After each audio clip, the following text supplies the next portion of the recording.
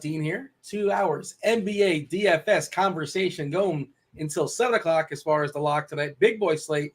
Haven't had one of these in a while. I feel like it's been a while since you had double digits as far as games. 10 gamer going down tonight in the association on hump day. Some players coming back tonight. We're expecting John Morant to come back. We're expecting Cat to come back. Karl Anthony Towns from Minnesota. Some players have been ruled out already. Some big names. THJ, Tim Hardaway Jr. just got ruled out. Also, Luka Doncic coming back tonight. Three big names coming back in our lives. No Bradley Beal, back to back for Washington. Let's see. Oh, James Harden. He may not play tonight. We're not really sure. That's a big questionable. He's dealing with an Achilles. He's been horrific his last couple of games, so maybe that's like a legit injury. Washington's down to just one. I mentioned Beal. No Kuzma already, so it's all about Porzingis. The Spurs, of course, they're in the back half of back-to-back, meaning anybody who played last night can't play today, kind of, sort of, somewhat. We'll talk about that later on in the show. Keldon Johnson may come back in our lives. He's currently questionable, as is Jeremy Sohan. DeJounte Murray's still out for Atlanta, so it's still Trae Young season. Marketing back tonight for Utah. Maybe we get Tyrese Halliburton back tonight for Indiana. Maybe. Who knows? We'll see. Currently questionable. We mentioned Luka, but Kyrie, his teammate, is still currently questionable with his foot as well. A lot of news. A lot of news we're waiting on here, Kirkwood. A lot's already dropped. Lillard's last man standing in Portland, basically. We'll talk about that as well. There's a lot of big studs to pay up for. It's a Jokic slate. It's an Embiid slate. It's possibly a Luka without Kyrie slate. It's Trae Young without Murray. There's a lot of goodness, a lot of big studs to pay up for. How are you? And give me the 5,000, 50,000 foot view as far as this slate. There's a lot of big names. I think you got to put up a big boy score tonight. We'll see as far as how value drops. But yeah, what are we looking at here, Kirkwood? I'm doing all right, Dean. There's no time for shenanigans. It's typical, the typical shenanigans that you like to do during the show. So I'm glad that you hit all the key injury point right off the bat here. So yeah, we got 10 games. We still got some big news to come. We got a bunch of stars, like you said. We've got some value trickling in now. We may get some more. So this is kind of I think it's kind of a stay glued to your computer night, but I think I got a good handle on it anyway. It's not. I mean, we don't have like the mass. I guess Kyrie's pretty big news. What else for like the massive news that you're really waiting on? Harden is a big one. Harden's a big one. If Halliburton doesn't go, I don't think it's a big deal because the Indiana guys are already kind of priced up for that situation. San Antonio, possibly. We'll see how that goes down. If Scotty Barnes is questionable, if he doesn't go, maybe Gary Trent can get some extra run. But I thought I saw he was questionable too. Am I making that up? Yeah, maybe I'm making that up. Well. They're both questionable. Yeah, so correct. If one of those guys is out, then the other one, Barnes is going to get the minutes if he's in. But yeah, that'll be interesting. I think Trent grabbed a pile of minutes when he relieved Scotty Barnes the other night. We lost Paul George for a couple of weeks. He doesn't play tonight, but that's unfortunate. You know what? Why couldn't that have? I screwed up last. I mean, I did a Kirk opto. Kirk knows better than the opto to beat everybody. And I do that too. It was a 2v2. It was the chalk 2v2 was Paul George and Capella, and I played Joval and Jaylen Brown instead as the Kirk knows better. And Jaylen Brown scored 27 points. He scored 27 points. He just didn't have any of the steals. And Paul George got all the steals and blocks, which set that draw. Also, Capella got all the garbage time. But then again, J-Val got garbage time too. So a ton. I mean, he was playing like the 3-minute mark, and they're up by 30. What the heck was Quinn Snyder doing? Like they're on a back-to-back. It was very strange. The dude is just a maniac. I think I've always thought he's like the worst coach, and he somehow has had like a good reputation because the Jazz were pretty competitive for a while. But I don't know. Yeah, as like guy on the couch, I always thought he kind of overachieved in Utah for what it's worth with the pieces he had. Obviously, they never really won anything. Looks like he's on a method game. I wouldn't. Yeah, he definitely has a look. I wouldn't insinuate that.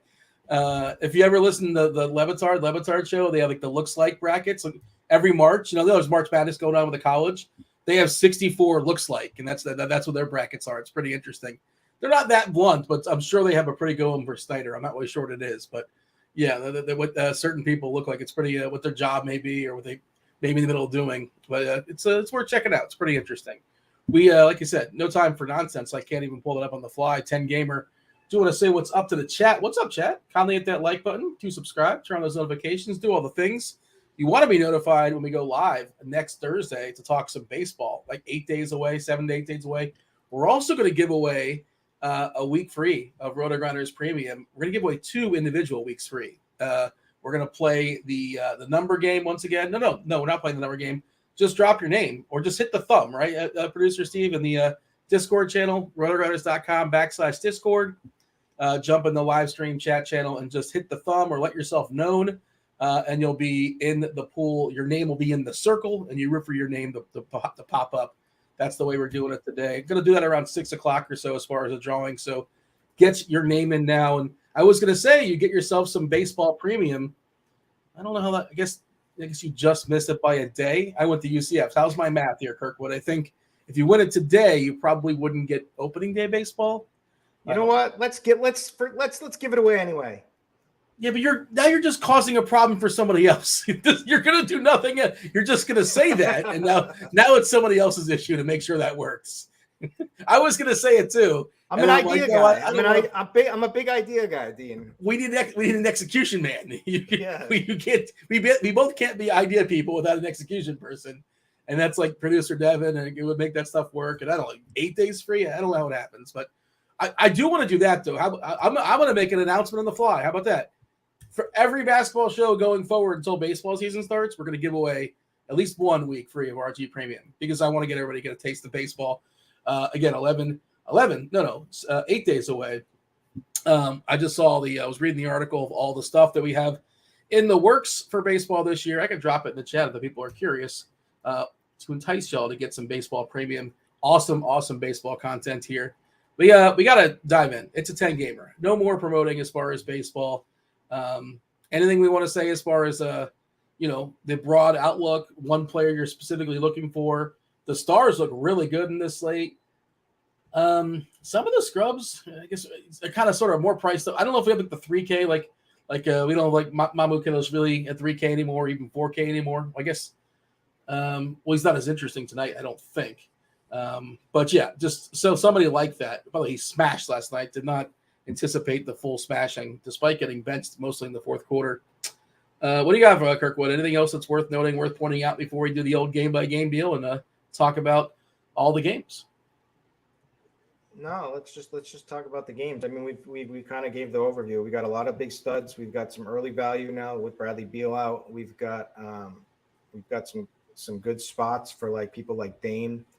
And oh yeah, are you worried? I mean, I'm not sure if there's like a tiny bit, with all that talk about him being limited, but it seems like they haven't waved the towel yet, but like there's like a little piece of me that's a little bit worried about that. Like, but I think, he's in a massive spot. He should, as long as they don't want to limit him, like they said, they were going to shut him down, then he should see massive minutes tonight in a great, as good as can be matchup for him. And, he should have all the usage with everybody out around him. I mean, with Simons out, that's huge. That's also big for Cam Reddish and Grant.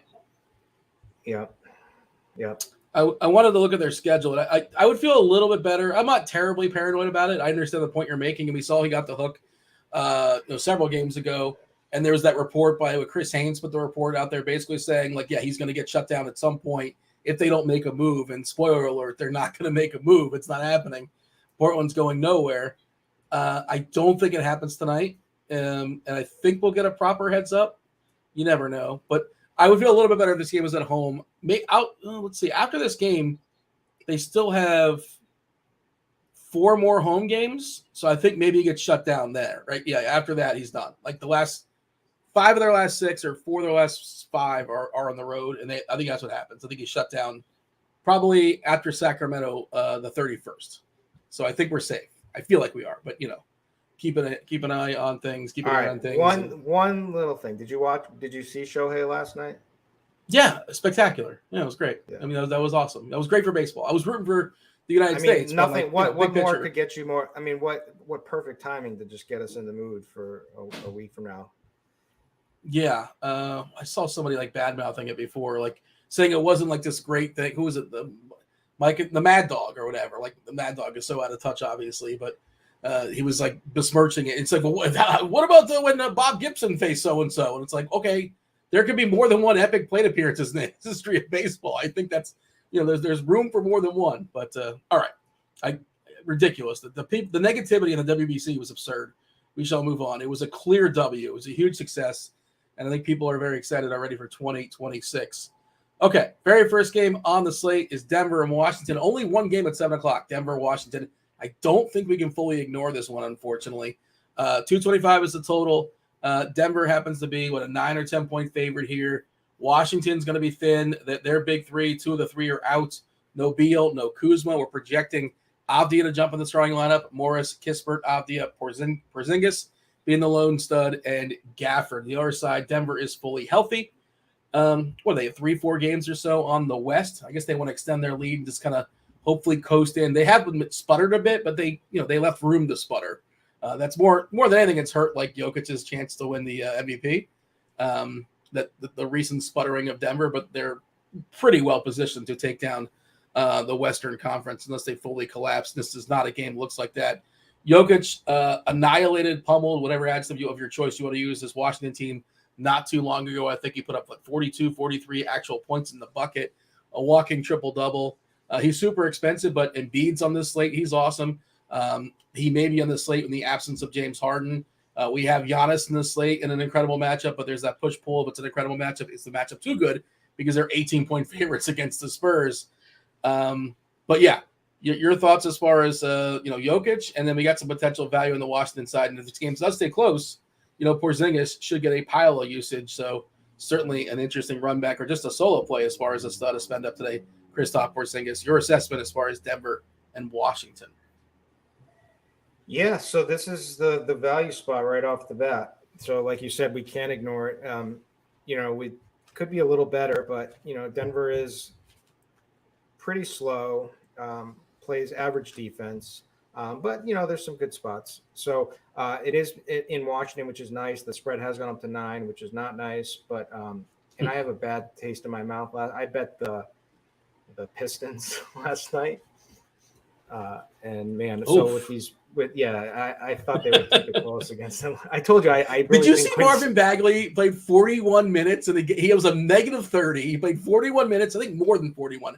I may be chopping some. I know. So I said I was in RG chat and NBA chat, and I was like, Marvin Bagley is so sucks. Is so bad, and everyone's like, he's breaking the slate. He's got 55, 45, 35 fantasy points. Right? Like I was just talking regular basketball. Like every decision. Yeah, he's not good at basketball, but he's good at fantasy. We have those players. I'm not talking. Yeah, exactly. Yeah. But anyway, so this game should play not at a great pace. The Wizards have been pretty bad on defense. So, I mean, I like Jamal Murray. I think he's a great play in this game, just kind of because of his price. And I think should be a really good spot for him. I like Joker. I'm not really into a bunch of the fringe plays here just because we have more stuff to wait on. At least on the Denver side. I mean, you could make a case for Aaron Gordon. I probably wouldn't play Michael Porter Jr. in this spot. But Kentavious Caldwell-Pope, if we needed more value, sure, I get it. But maybe a little revenge game up his sleeve here tonight. I don't know. But anyways, it's really about Joker and Jamal Murray for me on that side, and then on the other side, that's when it gets a little interesting. So we got to see how they're going to play. So it's really Porzingis should be the entire offense with Denny Avdia. Monty Morris, DeLon Wright are definitely 2 value plays that we can get at tonight.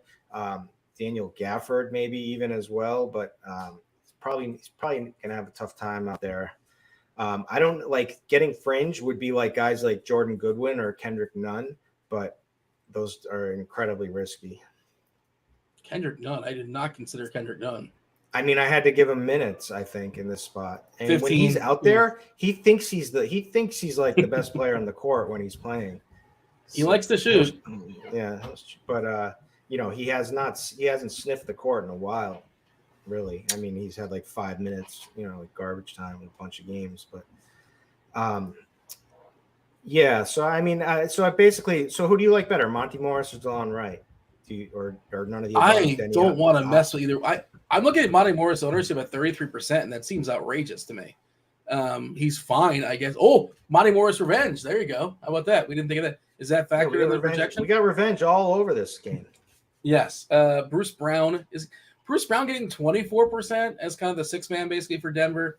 Probably doesn't close. He can, I suppose, but it's unlikely. 33% for Morris seems like a big number. Avdia, I prefer more. He's obviously a little bit more expensive, a little more secure. We're expecting him to draw the start. He doesn't have to score 20 points to get there. He can get there in a variety of ways. 24% ownership at him. Porzingis grabbing 20. Goodwin at still minimum, 3-1. Getting an 18-point projection, 15% owned. That seems, come on. That seems a little thin. He certainly can mop up if you think this game's going to get ugly, and he can get there that way. You mentioned Murray. It's just interesting that the best players, Murray and Jokic, are 14 and 13%, but that's the nature of the slate. Right? We have our pool of studs is really good. Our pool of cheapies is not spectacular. I don't feel great about Morris or Brown. Like, I guess I can land on them, but I don't love it. Is sort of my official answer. What's your official answer on that? Do you love Morris at 33%? I couldn't. No, and I don't think he'll be that high. I think okay. Once some other news comes in, things will shift. But no, I don't love him. But without Beal, I do like the revenge factor a little bit actually, and I do like the minutes upside that he could see. But I also think DeLon Wright is better than him. So it's tough. So I'm on board for some. I think Kristaps is the obvious play here. Yeah. And who's going to match up with him? Porter, I guess they'll throw on him. Wow, he'll maybe Gordon. Annihilate him. Yeah, probably Gordon. Yeah. Well, you mentioned Wright. Wright averages 0.87 DK points per minute. Morris 0.88. So basically the same. Wright a little bit better on FanDuel because he's more of a stocks guy. 0.92 over there, but essentially the same. And Wright's a little bit cheaper, but aren't Wright's minutes a little bit more fragile? Am I fair to say that, or is that not fair to say? Morris has taken back the starting job, so I think Wright is a little bit more fragile. I think they'll see pretty close to similar minutes though in this game. We got 29 for Morris, 24 for Wright as our current projection right now for what it's worth. Johnny Davis, they dusted him off. He was a lottery pick, right, this year, and he's basically played none. The development has not been there. He's already been kind of labeled a bust, but super early. Maybe he's a lottery pick last year. Whenever it was, we've not seen much of Johnny Davis. Anything else as far as this game? I love Jokic versus Embiid, assuming that Harden's out. What do you got? Embiid is just on another planet right now. He's just going for that MVP. If you take away Harden, he gets more of the ball handling opportunities. The offense goes through him anyway. Harden played so bad in the last game, it hurt Embiid, which is crazy to say because he went off. So I like Embiid. Embiid is the number one for me tonight. I feel like Harden sits tonight is why I asked. Like if Harden's playing, you feel the same? Yeah, I think so. Because he actually got hurt. Yeah, and it showed in his just the box score. Obviously, he wasn't taking a lot of shots. He was 2 of 14 last game, 0 of 6 from 3, 0 of 6 from 3 the previous game. But to me, the biggest tell is 47 minutes last game. It was overtime or double overtime. It was double overtime. He had one free throw, one, and he's always one of the worst. It was one of the worst games I've ever seen anybody play. Well, that's not. You've seen Tony Snell play. That's not fair to take a shot at Tony Snell. He's just out there and play some defense. But you know what I mean? You've seen by Harden standards, it was a bad game. You're not saying anybody. I think by anybody's standards, it was a bad game. And he was by Marvin Bagley standards. Marvin Bagley crushed last night, right? That's what he was saying. A -30. But okay. That doesn't mean anything. It's all about fantasy points. It was a fabulous fantasy game. We shall move on. Let's talk about Golden State. He was the worst to draft. Imagine picking him over Luka. Was he picked over Luka? Was he 2 and Luka was 3? I think so. Yeah, I think he was sandwiched right there. I thought it was before LaMelo. Or no. Yeah. That was that was Wiseman before LaMelo. But yeah, I think you're right. I think he was picked before Luka. Well, Luka was drafted by Atlanta, right? And then immediately traded to Dallas. I think that's what happened there. He was the second pick. Yeah, bad job. Wizards took Luka was the third pick. And Ayton was number 1. Yeah. I mean, he's not terrible, obviously, but no, Ayton was fine. Okay, it was fine. But the Kings, what a horrible pick. And then they shipped their good pick. Yes. I think that was. But the Kings are rolling this year. You know, the beam is light it up. Light it up. I was arguing with everyone last night in the RG chat. I was like, the beam ain't showing up tonight. All right, they had to get clearance from like the local what's the guy with the airport people? I can't think of that. They have to, in order to light the beam up and then make it to. Like, geez, I can't think of that transportation or something. No. Like there's like a technical term, like the people that like control the airwaves. Air traffic controllers. Yeah, air traffic controllers. Yeah, I don't know. Whatever. Never mind. Golden State, Dallas, 236.5 is a total. Dallas is a 1.5 point dog, so we should know about Kyrie, right? 7:30 game, 7:30 tip off at half hour. After lock, just the one game again at lock. I feel like there's a decent chance Kyrie sits, and I feel like there's a decent chance. Luka plays kind of his normal minutes. Like, otherwise, why would they bring him back? And are people just going to be heads down on Luka? I'm curious how the field's going to react to that. He's, again, currently questionable there as far as Golden State. Standard, right? Nothing's changed. Wiggins is still out. Peyton's still out. Everybody else is back. Tim Hardaway out for Dallas as well. So we're expecting, as of right now, Luka, Kyrie, Green, Bullock, and Powell. I think we have a what if Kyrie sits down, and I'm going to take a look at that in a second as I throw it to you. A very good Stars game again. Curry seems like a lot of fun if you can get there. You never really know when he's going to go off. Luka, especially if Kyrie doesn't go. Otherwise, I don't know. This game is not terribly thrilling unless if Kyrie doesn't go. I guess there's potentially some value opening up on the Dallas side, which is I want to pull up now in our what if. But what do you have as far as Golden State and Dallas? Yeah, so I think if Kyrie is out, that certainly opens up the GPP angle to take Luka in this spot. And we don't know. There's a ton of risk there. I would not be playing him for cash tonight or in my main lineup or anything like that. But this should be a pretty good game. Tight spread. Warriors can't really take care of anyone on the road, so they keep it competitive. They took care of Houston in the last one, but it was still competitive for most of the game. And the Mavs. So I like game stack in this game. So I think there's some, taking a couple pieces of it. The Mavs D is atrocious. They're down to 23rd. Only thing that might, Luka might help them, but kind of what may end up happening with Luka back, especially if Kyrie is back too, then Christian Wood will be gone again. He will barely see any minutes again, and that will help their defense. But Golden State's going to shoot. They're not, Steph is in a great spot. So I like guys more on that side. I think Steph is the play in this game. And he's probably the only one I really like here for Golden State. I'm off of Clay in this spot. Dallas limits a lot of 3-pointers, but Steph can get anything he wants. His cuts are just ridiculous. So I would go towards Curry, and I would, it's pretty hard to run a Luka. I mean, if you try to plug in Steph and Luka and see what it's tough for you. Yeah, it does not look good.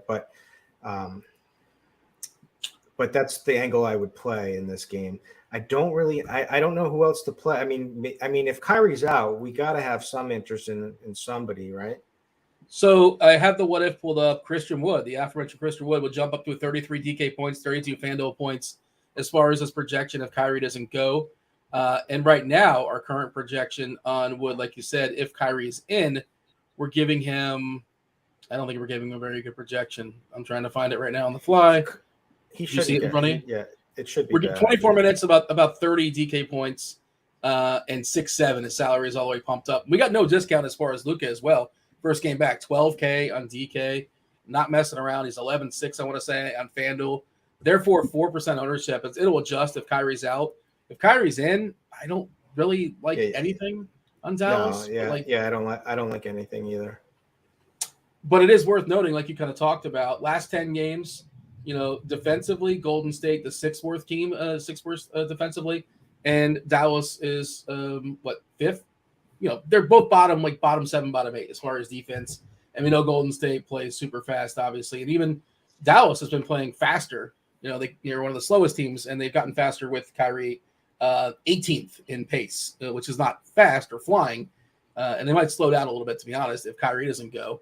But just note that, I guess. But that's what I have as far as the what if. And Josh Green is not a positive value. No, these guys are still priced to a point.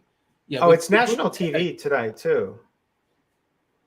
Does that make Kyrie want to play more or less? I have no idea. It makes me feel a little more comfortable in Luka if Kyrie's out. You get those extended commercials on national TV games. You get an extra commercial or two, therefore a little bit more of a breather on the bench. I think Luka plays basically normal minutes. So I think they're just bringing him back. They wouldn't bring him back otherwise. It's just sort of my thought on it. And our projection team that's where they're at, 35 as far as minutes. I guess that's where you feel as well. Yeah, and I think Kyrie's going to be out. I mean, he got legitimately rolled his ankle. Yeah, like David in chat's pointing out, Kyrie was in a walking boot. That doesn't necessarily mean he can't play, but it's a sign. If I were to bet on it, if you're asking me to bet on it, I would bet that he's not going to play. And Luka makes for a really interesting tournament play, and you can play him without a run back. You don't have to play Kyrie, like you said. It's hard to play both, and I think Wood is pretty interesting. It's really strange. It's obviously different positions, but they might need his offense if there's no Kyrie available. Anything else? Moving on. Yeah, I guess Hardaway helps him too. Let's move on. New York and Miami, 224.5 is the total. A little bit higher than we've seen in previous games. This was a game where Randall really got off. He got off last time, 55 or so in the bucket. I think he put up 43, 44 against Miami last time they played. Miami 2-point favorite here versus New York. As far as who's in and who's out in this one, I believe we are pretty healthy here. New York fully healthy, and Miami is fully healthy with the exception of Caleb Martin is questionable. So, not the most appealing environment, obviously. Ownership will also adjust. What we're looking at as far as the most popular player in this game, Jimmy Butler at 14%. I think it's a pretty good price on DK at 8.4. A little bit tougher on FanDuel. Hero's down to 6.8, but he's just not amazing. It's fine. Bam, 7%. This is a matchup of the two best teams as far as subduing points in the paint. They're number 1 and number 2 as far as yielding the fewest points in the paint. And the Bam kind of sort of somewhat lives there. He can step out a little bit, but not the best scoring situation for him. Mitrov, if you want to chase his one shot last game, which was spectacular, he's still super, super cheap. Again, matchup's not good for either. I think the most appealing play in this game, I like the Butler price at 8.4, but Brunson at 7.3 seems a little bit too cheap. Again, bad matchup, but it's kind of baked in. But I also think you can just flat out skip this game if you want to. But, obviously if you're running 150, I would get pieces of those guys. Your thoughts? Yeah, I mean, they played a pretty nice, juicy game the last time they played. And so obviously you get you're on your Jalen Brunson call. His price looks kind of nice, and you get the minutes upside with Tibbs, which is great. It is a tough matchup in general overall, but he had some success in it. I would lean. He'll be the most popular Nick because of his pricing. So I don't think anyone's going to really play Randall tonight. So I would go to Randall in this spot. I mean, coming after a big game, he had a decent game the last time they played too. Last time he played Miami, so he certainly can do it. And this is a big game for both of these teams jockeying for playoff position. So I think so that what does that make me like? Who does that make me like most on the Miami side is Jimmy Butler. Anytime you feel confident that they're going to play, a tough, go all out in a game, and you got it. It's always Jimmy Butler. What do you think of the rumors of Butler blasting Nickelback in the locker room a week or two ago? I can't remember if that was after a win or I think it was after he put up a huge game and he was blasting some Nickelback. And I think he was doing it to punish his teammates because Butler is a known country music fan. So I don't know if he likes Nickelback. He was just doing it as that's kind of close though. That's kind of close though, no? No, Nickelback's not country music. I mean, it's on its way there, no? No, it's not. It's not country. Put a poll. Producer Steve, put it in the chat. Is Nickelback country music? No, it's not country music. They have a ballad. Close. Is it close to? No. What's it? No. What? I mean, they're rock, and I'm doing air quotes. They're rock bands. Which is Nickelback's not a country music band. It's closer to it, though. It's pretty close to it, in my opinion. If the argument is like they're both bad, which is what Devin's saying is, okay, that's a different argument. If you want to make that argument, I suppose you can. I wouldn't. I don't know. I hate country, but except I like that song when they go, "Pair of jeans that fits just right." You know that song? I don't know that song. Country is not my wheelhouse. I got to concede. But there you go. Poll's been producer Steve, he says, is Nickelback country music? And he says it's not in parentheses. It's close to it though. No. I don't. I'm not. I only know I only know the Nickelback. Can you take me, huh? Or whatever. Like that's Creed. What are you doing? What's the Nickelback song I'm thinking of? They're terrible. What's Your mouth. It's not good. We'll get hit some copyright strikes, I suppose. But you've heard it before. I'm sure you have. You can't avoid it if you've gone in like the mall or something. But it's metal. Oh yeah, it's not metal. Yeah, but they're a rock band. Sure. Okay, we spent too much time talking. It's a 10-game slate. We have no time for such shenanigans. It's kind of a quick analysis as far as Miami and New York, though. I think we can move on. Anything else you want to mention, or shall we? No, I mean, this game has pace problems all over it, but it's gonna, they're gonna be playing tough out there. You get the minutes upsides from Tibbs, you get Jimmy Butler in a competitive game, always in play. So those are the guys. Hartenstein closed last game for what it's worth instead of Mitch Rob. I'm not saying to play Hartenstein, but just always interesting when that happens. Hartenstein, I think, played basically the entire fourth quarter. Mitch Rob got kicked out of that game. Speaking of pace problems, we have the Indiana Pacers versus the Raptors, 234. That is the total. The Pacers are 9-point dogs here. As far as who's in and who's out for this one, well, Halliburton is questionable, and Duarte is questionable for Indiana. Toronto, Scotty Barnes and Gary Trent, both questionable. One's got a wrist, one's got an elbow. And, Precious, late add to the injury report, he has a hamstring. He's got a hammy. Precious Achua, that is. If Barnes doesn't go, I assume Trent will jump in that starting line and be pretty interesting. Do we have a what if on this? We probably do. I'll throw it to you. And if Halliburton plays, I guess you can play Halliburton, but do you play anybody else? It's not even a good matchup, and I don't think you're getting a discount anyway. I feel like we've seen him come back from, missing several games and just play normal minutes. So I'm guessing he's going to play normal minutes if he goes. What's your thoughts, Indiana and Toronto? I lean towards Halliburton staying out. And if that's the case, then the price on Mathurin is, Benedict Mathurin is still good on all sites. He's a baller, man. He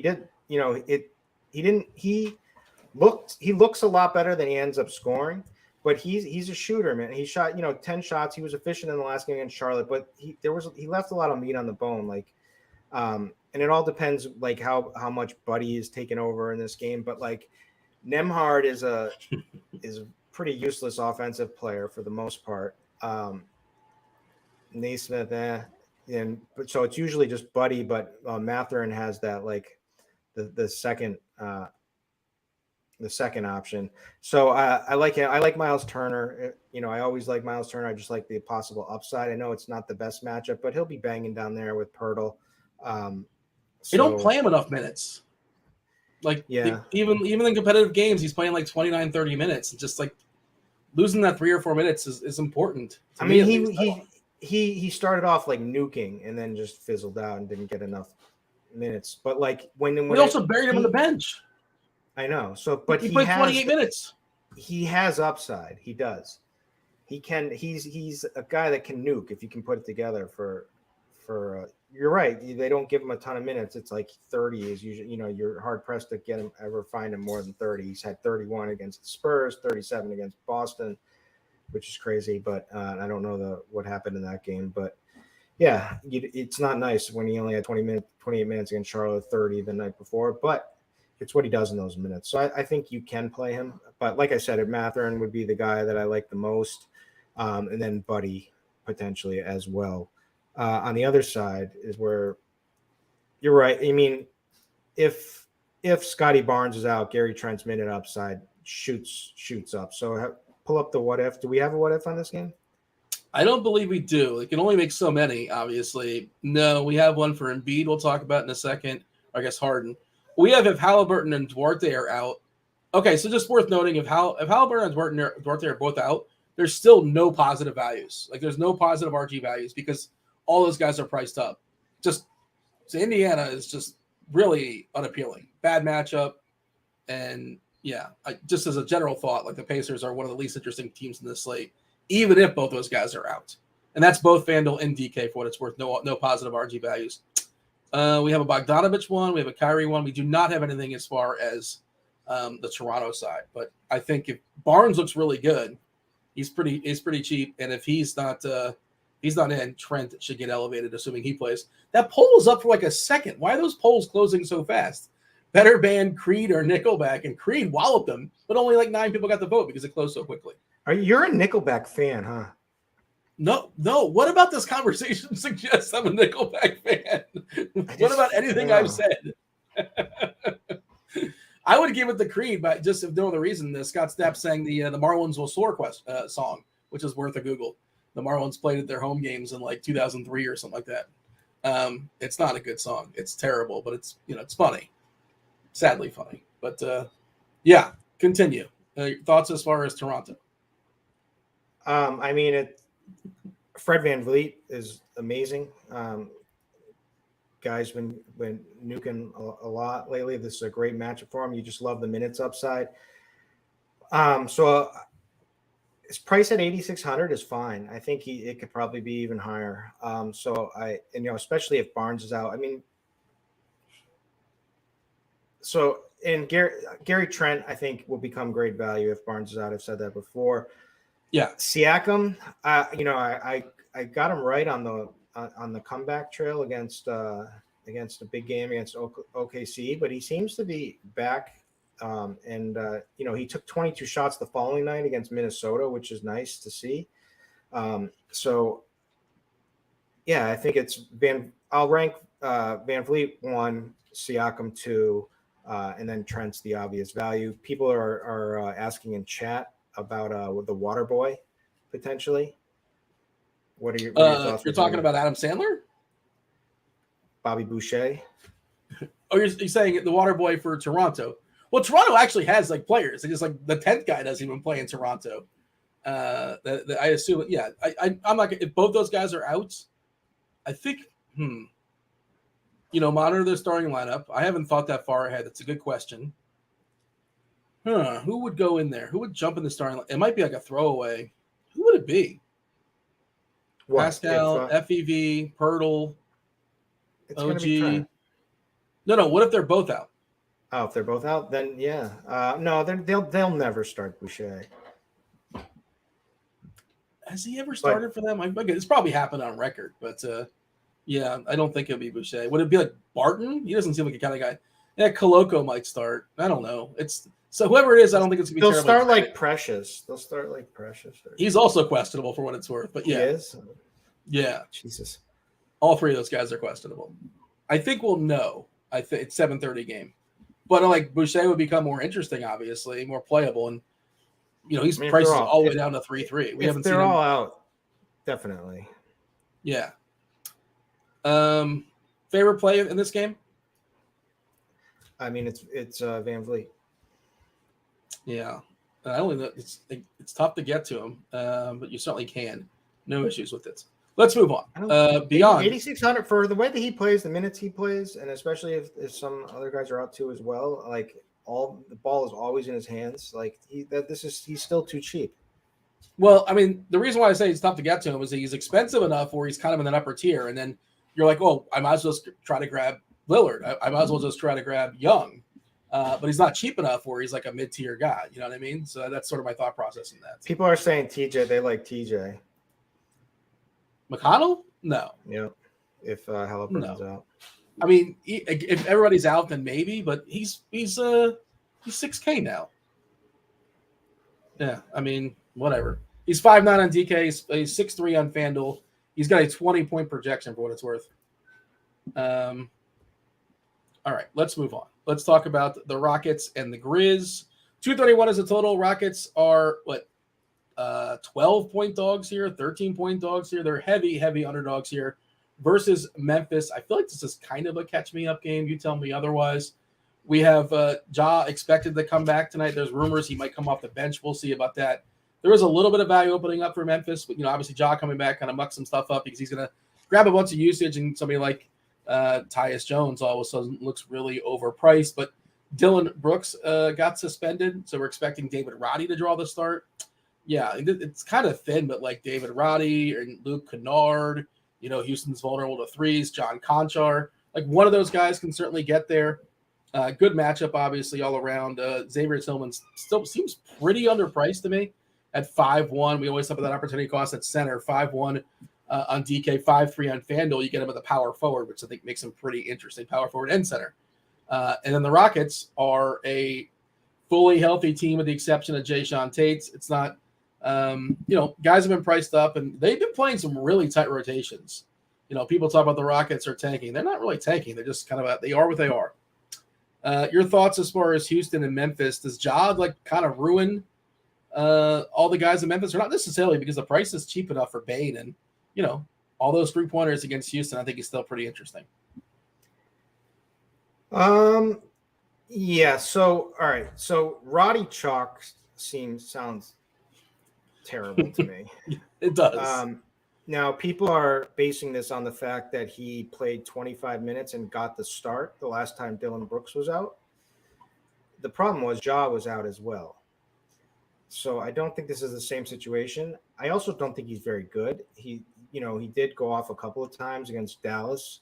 I don't know. I just think this is a lot more fragile than, if he's chalk, I can't do it. 0.74 fantasy points per minute. Yeah. And especially with Ja back, he's the one guy who's going to be doing everything. Interesting to see what they'll do with his minutes. You'd think he was working out still and his conditioning should be fine, but they'll probably dock him a few. I'll die on this hill. Like whenever you give me a matchup like Houston, the Spurs, or whatever, you got to play Jaren Jackson Jr. I don't care if he's too expensive. I don't care if he doesn't get enough minutes. I don't care if he's in foul trouble, which screwed him against Dallas the last game. But it has the potential block party, right? Like Houston is just dead last in opponent blocks and opponent steals per game. They're 29th in defense, so this is another potential ceiling spot for him. Just because he doesn't get there, if it doesn't work out, doesn't work out. But these are the spots you play him. So there's Kyrie ruled out, by the way. Right on, we were talking about earlier. No Kyrie Irving. Luka in, Kyrie out. Toronto is worthless. Their updates are no updates. Scotty Barnes, Trent, Achua, all game time decision. Lowry was in. I think we kind of knew that already. Roddy currently getting 22% ownership, 25 minutes on the assumption he draws a start. And yeah, I would probably put some rules in because I don't know if Roddy, Conchar, Leonard, Kennard, one of those guys probably gets there. I don't know if more than one do. And the other rule I would add as far as Triple J is if you're running 150, you play him every single day. He's got to be in your pool, especially when he's currently projected to be 2% owned. I understand why he's 2% owned. In what could be an absolute ceiling game for him. Yeah, you got to get above 2%. You have to. I think that if you're shooting for the top, yeah, I think you just have to get more than 2%. I'm not saying put 30, 40%, but you got to get more than 2, and that's not very hard to do. Houston, as far as ownership, really nobody getting anything. KJ Martin at 10%, Jalen Green at 7%, Şengün at 3%. There's not a lot here, but the minutes have been loaded. KPJ, we're giving him 36 minutes, but he's 8-1 now. We're giving 36 minutes to Jabari Eason going back to the bench, presumably. That was fun. Tari Eason for one game, but unlikely to happen again today unless something goofy happens in this game as far as a blowout, as far as Şengün foul trouble. Anything else that's worth noting before we move on? I think Eason's still going to get good minutes. They've talked a bunch about seeing what they have with him. But you're paying $6,000 for him? It's a reach for sure. But he's going to be apps zero. No one's going to play him. Period. 0.37 is his projected ownership. Yeah, I hear you. I'm just saying. There is a scenario. You can paint that story if you want to paint that story. Yeah. All right, let's move on. Up next is it San Antonio? San Antonio, Milwaukee, 238 is the total. Milwaukee's an 18-point favorite here. I believe, Milwaukee's essentially fully healthy with some of their fringe pieces out. No Crowder, no Leonard, no Dragon, no Antetokounmpo. Thanasis, that's Thanasis Antetokounmpo. Giannis, as of now, expected to go and fully smash and annihilate and mollywop the whatever is left of the San Antonio Spurs. We have Devontae Graham out. He can't play a back-to-back. Neither can Langford. Neither can McDermott. Did he play yesterday? Not sure. He might have. Sohan is questionable. Keldon, his entire body, Keldon Johnson, is questionable. And, of course, Trey Jones, who smashed yesterday, not allowed to play 24 hours later. We're currently projecting Branham, Vessel, Devin Vassell, Keldon Johnson, Sohan, Collins to start. Would not be surprised if one of Sohan and Keldon doesn't play. I think Keldon does and Sohan doesn't. I'm going to guess. But, this is the Spurs. It's a blowout on layaway. A lot of these prices are baked up, but not fully. How do you handle this game, right? Because Giannis is going to smash, right? There's no arguing that. How long is he allowed to smash is the question. And then you got to compare him against Jokic. You got to compare him against Embiid. We'll talk about soon enough.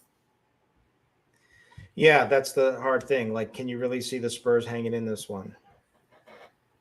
I don't know. I mean, certainly if they have Vassell and Keldon Johnson, that helps the cause, and the Zohan potentially. But shout out to Adam Sandler getting several references in the show. But go ahead, continue. I apologize. Yeah, and Zach Collins has been playing decent too as well. So, man, it's a terrible center matchup. Yeah, but he's been good. Rolo. Yeah, he could do okay, I think, actually, because he can shoot the three. Collins can get out there on Brolo, kind of play the same type of game. But anyways, I don't know what to do with Giannis. I want to play him. He's going to absolutely smash from fantasy point per minute perspective. It's just how long. They're at home. They're massive favorites. Crazier things happen. Spurs could stick around in this one. There's letdown games all the time. So you can leverage that from an ownership perspective. But I mean, it's tough if you're making one lineup or just a few lineups to feel confident. I mean, he could absolutely smash in 3 quarters, but yeah. So yeah. I mean, it's perfect for him. They have no one that could even come close to stopping him. Nope.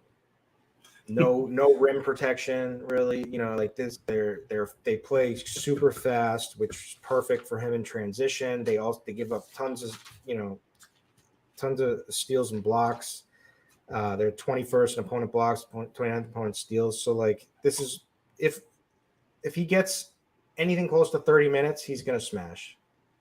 And I think we're giving him 32 and projecting about 60 fantasy points as a median projection.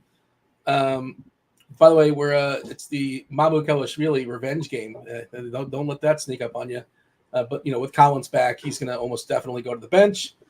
Playing Collins obviously the starting 5. All right, but stay tuned as far as San Antonio. There's still other shoes to drop here. I think there's a decent chance that at least one of Keldon and so on do not play tonight. And I don't know. It's a mess. I hate the Spurs, but here they are. If you don't want to mess with the Spurs, you don't want to talk about the Spurs, you can play on Stat Hero. Much easier, right? Unique fantasy sports platform. It allows users to compete against the house instead of other players in a contest, head-to-head style contest, as well as pick'em style contest. You can play in their new Searing 12 contest. It's you got a chance to win $10,000. Play and win to start your streak. Keep your streak alive by playing each day. You got to play every single day. Build your streak, win prizes with consecutive wins, including swag. You get yourself some RG Premium.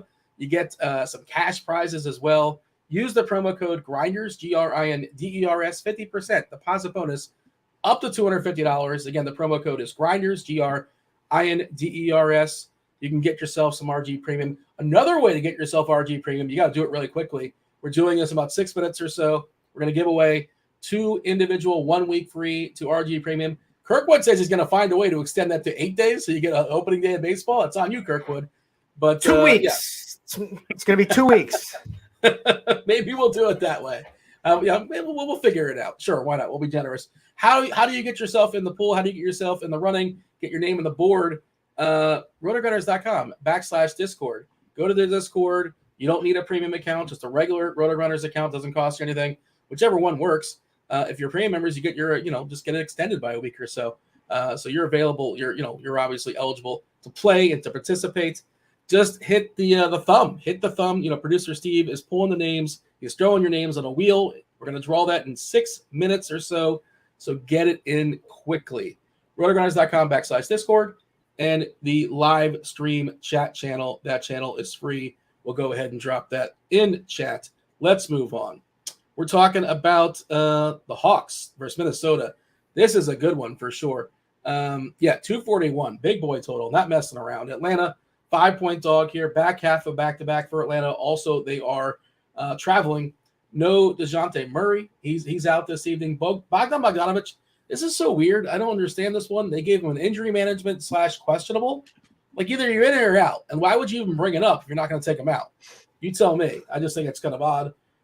Minnesota, we're expecting we're expecting Cat to come back, Karl-Anthony Towns to come back tonight, and decent chance we see Anthony Edwards.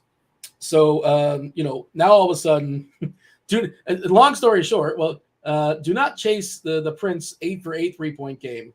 Good Lord, that was on the wrong side of that one.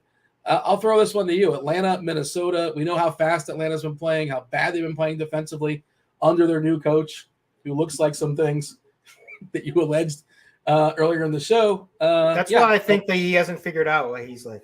He's tweaking, he's like, should we play bogey or not play bogey? God. Anyways, all right, Atlanta playing fast, terrible defense. They've slipped down to 22nd in defense on the year. They're last in half court decent defense in the entire month. This last month, Minnesota plays fast, 4th in pace. It is the back-to-back, like you said, for Atlanta.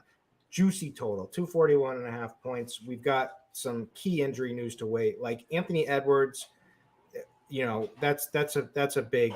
We really need to find that out, whether he's going to play or not. And if he does play, I do like him in this spot. I also like Trey on the other side. DeJounte out is big. I don't really like much more than that. Maybe some fringe plays. Maybe like. Were you at Capella? You like the Capella matchup? I'm out on Capella, especially. But I just don't think it. This is kind of a gross spot with him and Gobert, and then also with Cat and looming in the picture. My retort on that is he's 5'6". Like, I don't know if we've seen him 5'6" in a long time as far as price, but I hear you. And it's the back-to-back that worries me the most. Yeah, whatever. Maybe it's. He wasn't pushed last night. He was out there playing a lot. 25 minutes. Yeah, that's not pushed. It was a blowout. He lost some minutes. He lost some run. But go ahead. They put him back in. He didn't even lose run though. That's he lost 3 minutes. Anyways, 5,600, I guess, but I don't really like it. I just don't like it with Gobert there. I just don't see either of them having a strong offensive game. I think it's more about the guys who can push the pace in this one. So it's Trey and Anthony Edwards if he plays. Now, if Anthony Edwards is out, we got to pull up. Do we have a what if on this? I don't think so. No? Wait. Let's see. Do we have? They can only build so many, I guess. And we don't. We had Irving. We have Bogdanovic. If Bogdanovic is out, a slight bump to Griffin. Capella's got a positive value. Griffin. His minutes got. Yeah, he got less minutes than I expected. It was also weird. Like he was too good to mop. He didn't get the mop, and he didn't get run during the actual game. He got squeezed a little bit, but our projections like him at 24 points if Bogdanovich doesn't go. We do not have anything in Minnesota for what it's worth, and I'm guessing our Dallas stuff has been updated. I'm going to give a refresh in the lineup HQ, but continue your thought as far as Minnesota. If Edwards is out, like even with Cat back, like are you paying these ridiculous prices on some of these players? I know they got there. What's slow-mo? That's kind of what I was hinting at, like at 7K. Yeah, if Edwards is out, yes, in this matchup against the Hawks, I think slow-mo is still in play. It's a good matchup. Yeah, I like the pace. I like the bad defense. And also, like, Jalen Noel came back last game. He's a good fantasy point minute player. He's no longer 3K, but he's still really cheap on DK 3.6. Yeah, and he's questionable too. Did he get hurt like right away? Like what? I didn't follow that in that game. Did he get injured in that game, or just this game a tag afterwards? I don't know. What did we have? What happened there? Do we know? I don't know. It says left knee. Is that maybe that's what he was already dealing with? But I don't know. Yeah, I'm not sure. I know he's out for a long time, but like he's a 0.97 fantasy point minute player, and if he gets 22 minutes against Atlanta, he's really interesting as a cheapie. Point guard only, I believe. Yeah, which is not the best, but he's got a chance. He's got a chance if he goes. Yeah. Your favorite play on each side of this game is who? It's Trey, and which is just easy to say, and then it's also Anthony Edwards if he plays and comes back and plays, which I think he has a good chance to do. But I'm trying to think. Other than that, then Anderson isn't fun, especially at 7K if Edwards up. But in a game like this against the Hawks, with this kind of total, I think you have to have some interest. Let's see. If anyone else? John Collins. I'm a sucker for John Collins, and I think I victory lapped you after his first quarter the other night when I said to play him, and I did play him. And then he stopped, right? Basically, he basically just didn't do anything for the rest of the game. Yeah, which he was still good, but he has the ability to nuke in him, and that's what I want. And I think this is, with Gobert and Capella going at it, and Cat in his first game back, he'll probably see a lot of Cat, and Cat is a horrendous defensive player, and I can't see him being that good in his first game back. So I think John Collins is a pretty good play. But yeah, your boy Gary Bird, I didn't even know he was on Atlanta. I guess I missed that memo. He was mobbed. He mobbed up. He stole minutes last night from Griffin. Smart team, smart franchise to invest in a player like him. About 15 minutes till we hand it off to the Crunch Time crew. You got Kevin Roth, you got Andy Means, you got Keith Eyster. They don't do game by game, but they give you like a slate overview. And if this is your first time watching it, like where have you been all season long? We're on like game 72. But they will essentially build you cash game lineups if you're paying attention, if you're listening. And Keith will give you fabulous tournament takes as well. And of course, they'll field your questions. They field the questions first in the premium Discord channel. Roth prioritizes that, and then we'll talk to the YouTube if there's time that allots. Producer Steve's going to jump in and give away some premium. What's up, Steve? What do we got? We got to spin that wheel. Got it up on the screen. I'm going to give it a first spin right now, guys. Here we go. And we're giving 2 out, correct? Two weeks. And Kirkwood made the executive decision. It's 2 weeks now? No, 1 week. We're doing the giveaway. We're doing it again on Friday. So people will have a chance on Friday. You didn't talk to the boss? You didn't tell him I okayed it? Tell him Kirkwood okayed it. I'll see what I can do. All right. Devin's listening. 3 weeks. Let's go 3 weeks. Here's the first one. Ding, ding, ding, ding. Do we have music to go with this? Company? Travel 716. All right. Travel gets at least a week, maybe more. We'll see. Devin will the next one is the winner is Naked HD. That's what I want. That's the Naked HD. I miss Naked HD. It's good. I probably just summoned it back right now. Oh, there's music. Where was this the whole time? I played it. Here we go. Ducks fan 1981. Congrats, guys. Is Duck fan like a fan of actual Ducks or like went to Oregon or something like that? I assume went to Oregon. That's what I'm going with. Feel free to answer, Duck fan. Congratulations. Duck fan also is 42 years old. Okay, we shall move on. We got 3 games left. Again, crunch time coming in about 12, 15 minutes or so. We're going to play again. We'll play again tomorrow. Why not? I want to give away some baseball premiums, so we're making that executive decision. I'm assuming the slate is not going to be 10 games tomorrow, so I'll have more time to, feature that, I suppose. 3 games. Let's do it, Kirkwood. Philadelphia, Chicago, kind of incomplete information here. 221 is the total. Chicago is a 3-point dog. This is a rematch of a game that just went down not too long ago. We don't know about James Harden. Both of us kind of think he's not going to play. We don't know, but I kind of think he's not going to play, which would elevate Embiid, which would elevate Maxey. Otherwise, as far as Philadelphia, I believe they're fully healthy. Oh, PJ Tucker, right?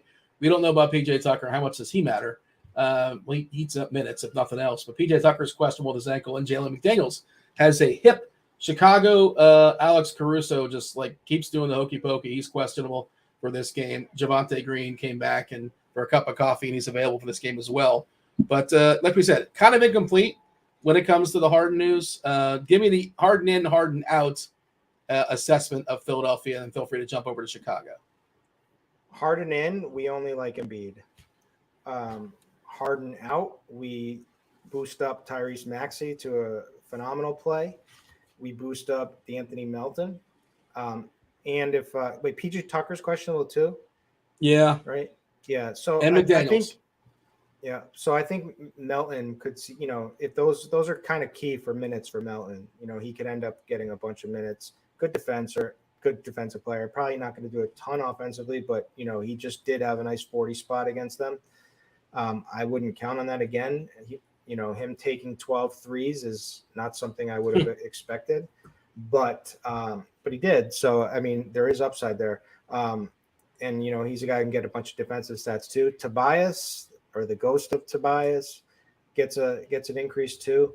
So, I think all 3 of those guys are pretty good plays. But so I guess my order would be Maxey, Melton, Tobias. On the other side, on Chicago, what do we got from injury stuff? They're all Caruso's fine. questionable. He's 3-1. Look, man. If Caruso beats me, he beats me if he plays. But I'm just not playing dinged up Alex Caruso and praying for him to have 9 steals. If you want to play that game, by all means, go for it. But I just don't see that huge upside. He's going to get some ownership too, right? A little bit, but also there's this questionable tag, which I think it's going to push it down a little bit. He's projected to get 17 fantasy points on DK at 3-1. So that as a medium projection, it's nothing thrilling. Although I just ran some optimals, and that 17 points was good enough to land in the first optimal, which to me, I put a cap. You have to have at least 18 or 19 points to even make my optimal. So he wouldn't make it for me.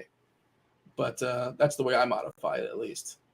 But yeah, he's going to get some ownership. I think Vuk is the most interesting play, but the center is loaded. He's not cheap. I don't know how many lineups I got to make, but as of right now, I'm not playing. Pretty good. He's not a bad value at 7,900. Pretty good. Yeah. It's just that center is loaded, as it always is. I get it. Correct. And DeRozan's probably the guy.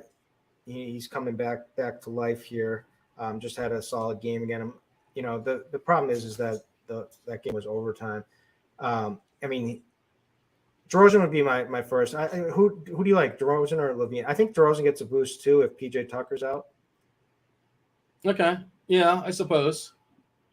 Yeah, DeRozan in his mid-range game. I guess Tucker's not going to jump out on him. Tucker's a good defender, obviously. Truth be told, I'm not really featuring either one of these guys. They're both fine. I'm not going to besmirch. Of course, they can get there, but I'm just prioritizing so many other players that I don't think I'm playing either. Is where I'm at. Yeah, I don't have a lot of love for against the 76ers. Vooch would be my play. DeRozan would be number 2. Obviously in tournament exposure, you want some tournament exposure to Zach LaVine, but I don't think if he beats me, whatever. But I just want to walk us back for a second. I saw somebody in chat asking about Santi Aldama, and Memphis. There's a lot of sort of fringe guys that theoretically somebody can get there amongst Roddy, Aldama, Conchar, Kennard. I wouldn't necessarily chase that last game for Aldama. He he benefited extremely the absence of Triple J. Triple J got he got in immense foul trouble, as he's one to do on occasion. And I believe like the lineup was doing so well, I feel like they didn't bring him back. They let Alma close. I'm not mistaken. I feel like I was watching that game. But I wouldn't chase it. He had like a career high in rebounds and points, I believe. I guess he's fine. He is a power forward, so he's not just center and center only. Do you have a thought on that? Anything else you want to add? I mean, there's a path to him to be fine. Like, could be a pivot off of Roddy, like, even though it's not the same position. But I'm lukewarm, if anything, on him. I think he ran pretty good in the last game. I would just add, like, I would, if you're building a bunch of lineups, I would put a rule, like, I would not play him in the same lineup as Triple J. Like, I would cap those to a what about Tillman? Yeah, he can benefit from that as well. We saw Kenneth Lofton enter the rotation a couple days ago, which is weird. A couple games ago. I don't think that's going to continue, but he's lurking, I guess. I think Tillman's fine. I don't know if he's 5'1". The issue again is center. You know, if he puts up 25 points at 5K, is that going to crush you? No. Is that good? Not really, right? You need more. We got 2 left. Let's talk about Portland and Utah. This is 9 o'clock on the East Coast. Kind of an island game. 10 o'clock, Phoenix and Lakers. We'll talk about that in a second. Let's see, 235. Big boy total. Not messing around. Portland 5-point dogs because they are pretty beat up. It's basically Dame and nobody else. The absence for Portland, we have a lack of Anthony Simons, a lack of Jeremy Grant, a lack of Nasir Little. So we have Lillard, Reddish, Thibault, just no usage there at all. Starting alongside, we're expecting Watford to jump back in the starting lineup to play alongside Nurkic, who was very good last game in his minutes. They allotted him. As far as Utah, no more Kelly Olynyk season, not necessarily. Like I wouldn't chase it because we have Lauri Markkanen back. Clarkson still out. Sexton still out. We saw Chris Dunn really get off last game because THT found himself in some foul trouble. THT all the way up to 7-2. How much are we prioritizing Lillard? I saw somebody in chat saying, what's the best big spend in the slate? I think Lillard's he's on the family feud board, possibly on the podium, possibly a gold medalist. He looks awesome tonight. Again, he's going to cost you. There's a lot of options. We just center only. We talked about Giannis. We talked about Embiid, especially if Harden doesn't go. Joker versus Washington looks awesome. He annihilated him last time. Where do you have Lillard as far as your prioritization of studs? They're not shutting him down tonight. So if that's the case, then he should be a high priority with Grant out, with Simons out. You look at his minutes. He's had 39 minutes in 3 of the last 4 games. His usage is insane. This is a really solid matchup for him. Although I think we'll see more Chris. I'm a Chris Dunn fan. I've always said that. I know people don't think he's very good. I think he's good. And I think he's a great defender. So I think we're going to see more of him in this game to get on Lillard and try to make it hard. I don't think anyone can really stop Lillard when he has it going. So nope. I think he should be the top priority in this game. The Jazz are terrible. It's with Walker Kessler, it's, you know, he's been shutting down the paint. So I think Lillard's they're going to have to light it up from outside, and that's going to be Dame. And without Simons, there's just such massive usage upside.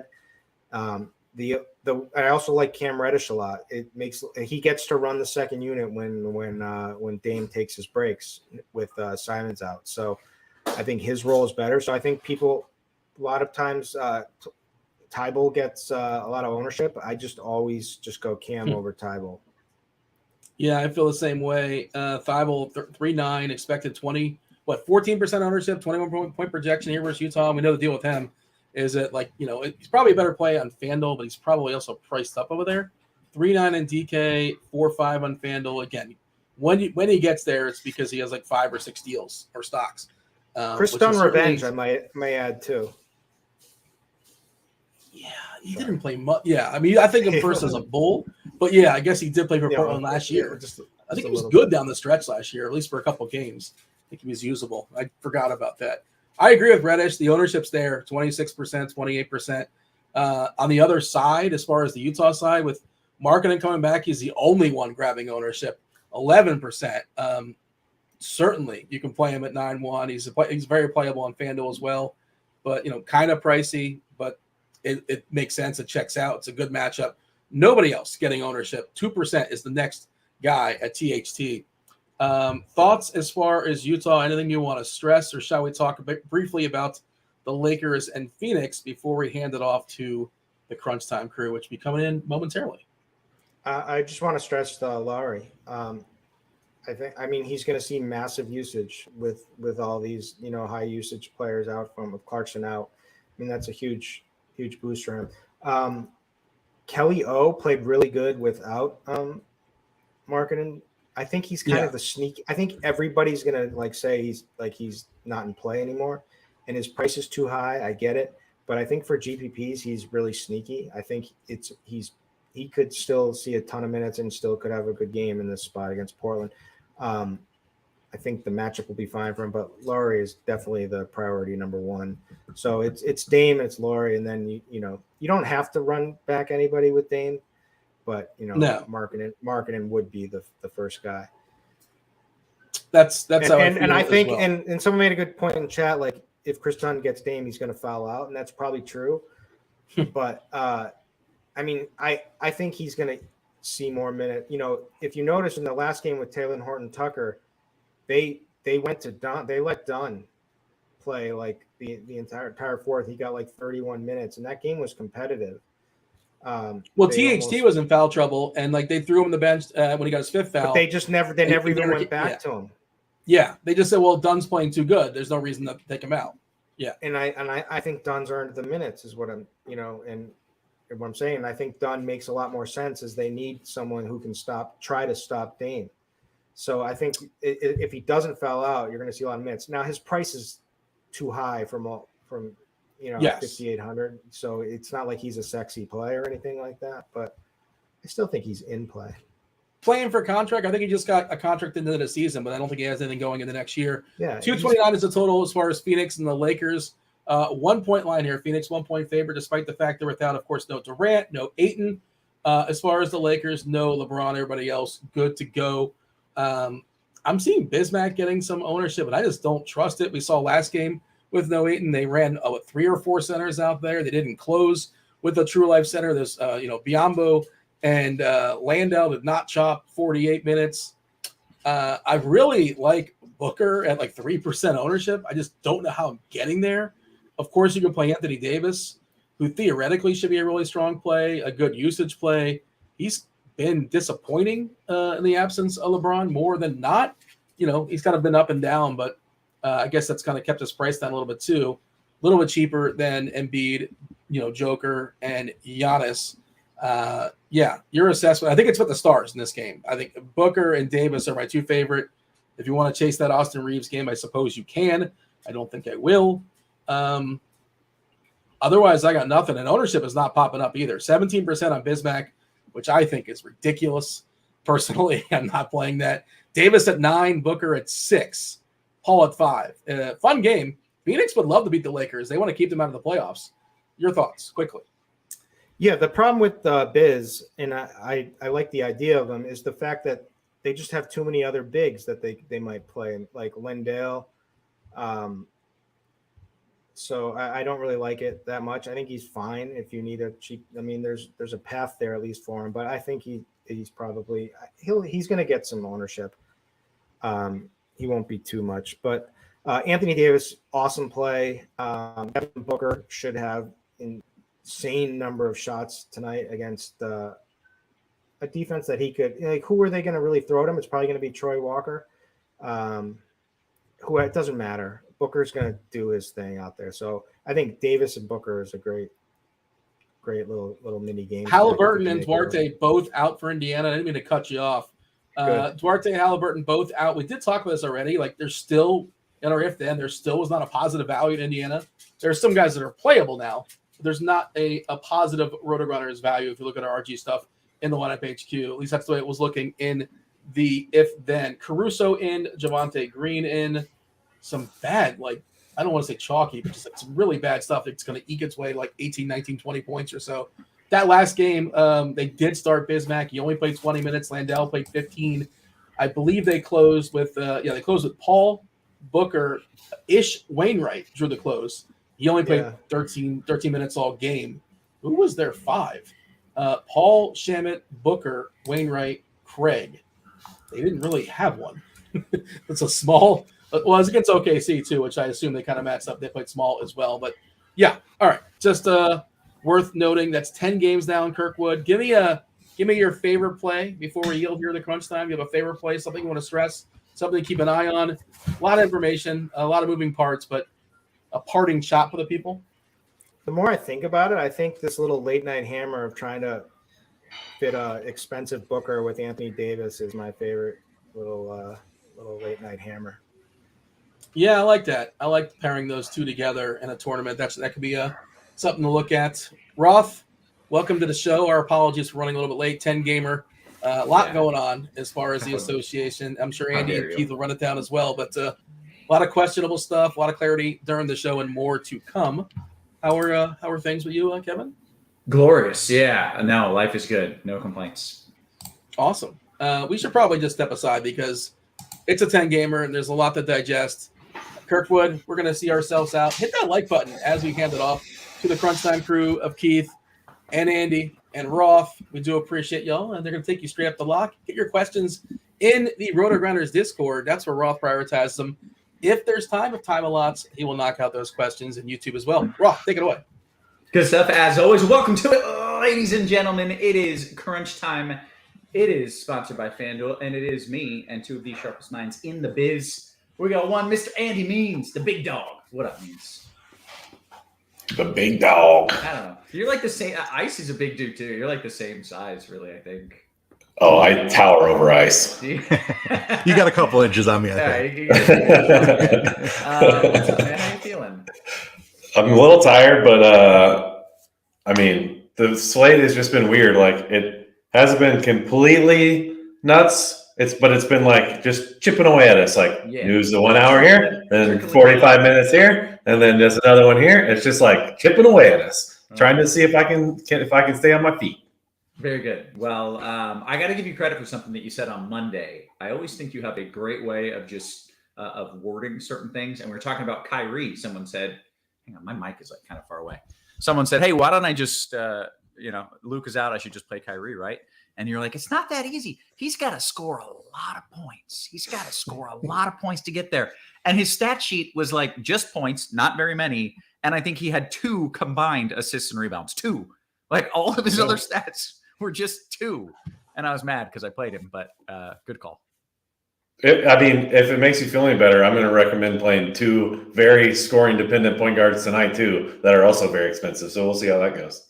Okay. Well, that will be that'll be interesting. Kobe said, hey, can I get a mic check on Means? Holy moly. I thought you sounded good. I don't know. Something. Thank you. Let me make sure. Am I far away? Have a chat. We're good. I think we're fine. We're all good. We got Ice as well coming in with some GPP takes today. What up, Ice? Not too much. I think you're definitely going to want to sit by your computer for a while here tonight. We've got a lot of news still going on, but that's advantageous for us in tournaments. You have some situations where you could have some plays. Like we've known Lillard's an awesome play all day long. But if you get some of these guys that are still questionable ruled out, you have a chance to get some really low-owned plays, or at least guys that are way lower owned than they otherwise would be if we had the news a couple hours ago. So I'm excited about this one because I don't mind sitting at my computer all night, but not a lot of people feel like that. But that's how you take advantage and win some money. That's the edge. The edge is that you're going to be paying attention. I'm going to be drinking a canned Pacifico and a bottle of Pacifico during the show, and crawfish boil. I will not be paying attention, but that's why you're going to win my money tonight. So let's talk about the plays. Means let's talk about the slate in general, or you can just dive right into it on our sponsor, Fanduel. I'm going to just go real quick on Lineup HQ. I'm going to go just look through the games real quick and just talk about the injuries that I'm like mentally waiting for. Nothing. We got the Beal and Kuzma news already. Nothing there. Got the Dallas news. Nothing in New York, Miami. Okay, Toronto. They have 3 guys questionable. That matters. Scotty Barnes, Gary Trent, and Precious. Nothing in San Antonio, Milwaukee. Really. I mean, they have think they have Keldon and Sohan questionable. One will probably sit, but they're all massive negative values now. I'm hesitant to touch anyone there. Someone will probably go off because they're going to be shorthanded-ish, but they're 17 or 18-point dogs, so good luck figuring that one out. Harden is questionable. That is a big one. They have PJ Tucker questionable too. They have Jalen McDaniels questionable too. So we'll see. I'm pretty sure Dean was referencing it. There's not a ton of stuff popping on the what if Harden's out. Maxi's priced up a little bit, but interested.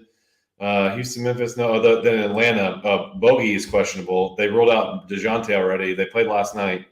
I think there'll be some good cheap forwards to mix in with some others we'll talk about if Bogey's out. So that's one. Then Minnesota, we're still waiting on official Anthony Edwards news. He's been officially questionable since yesterday, since they released the injury report. We've been going with doubtful, and we have been standing strong on that. They've been doing it the last 2 games.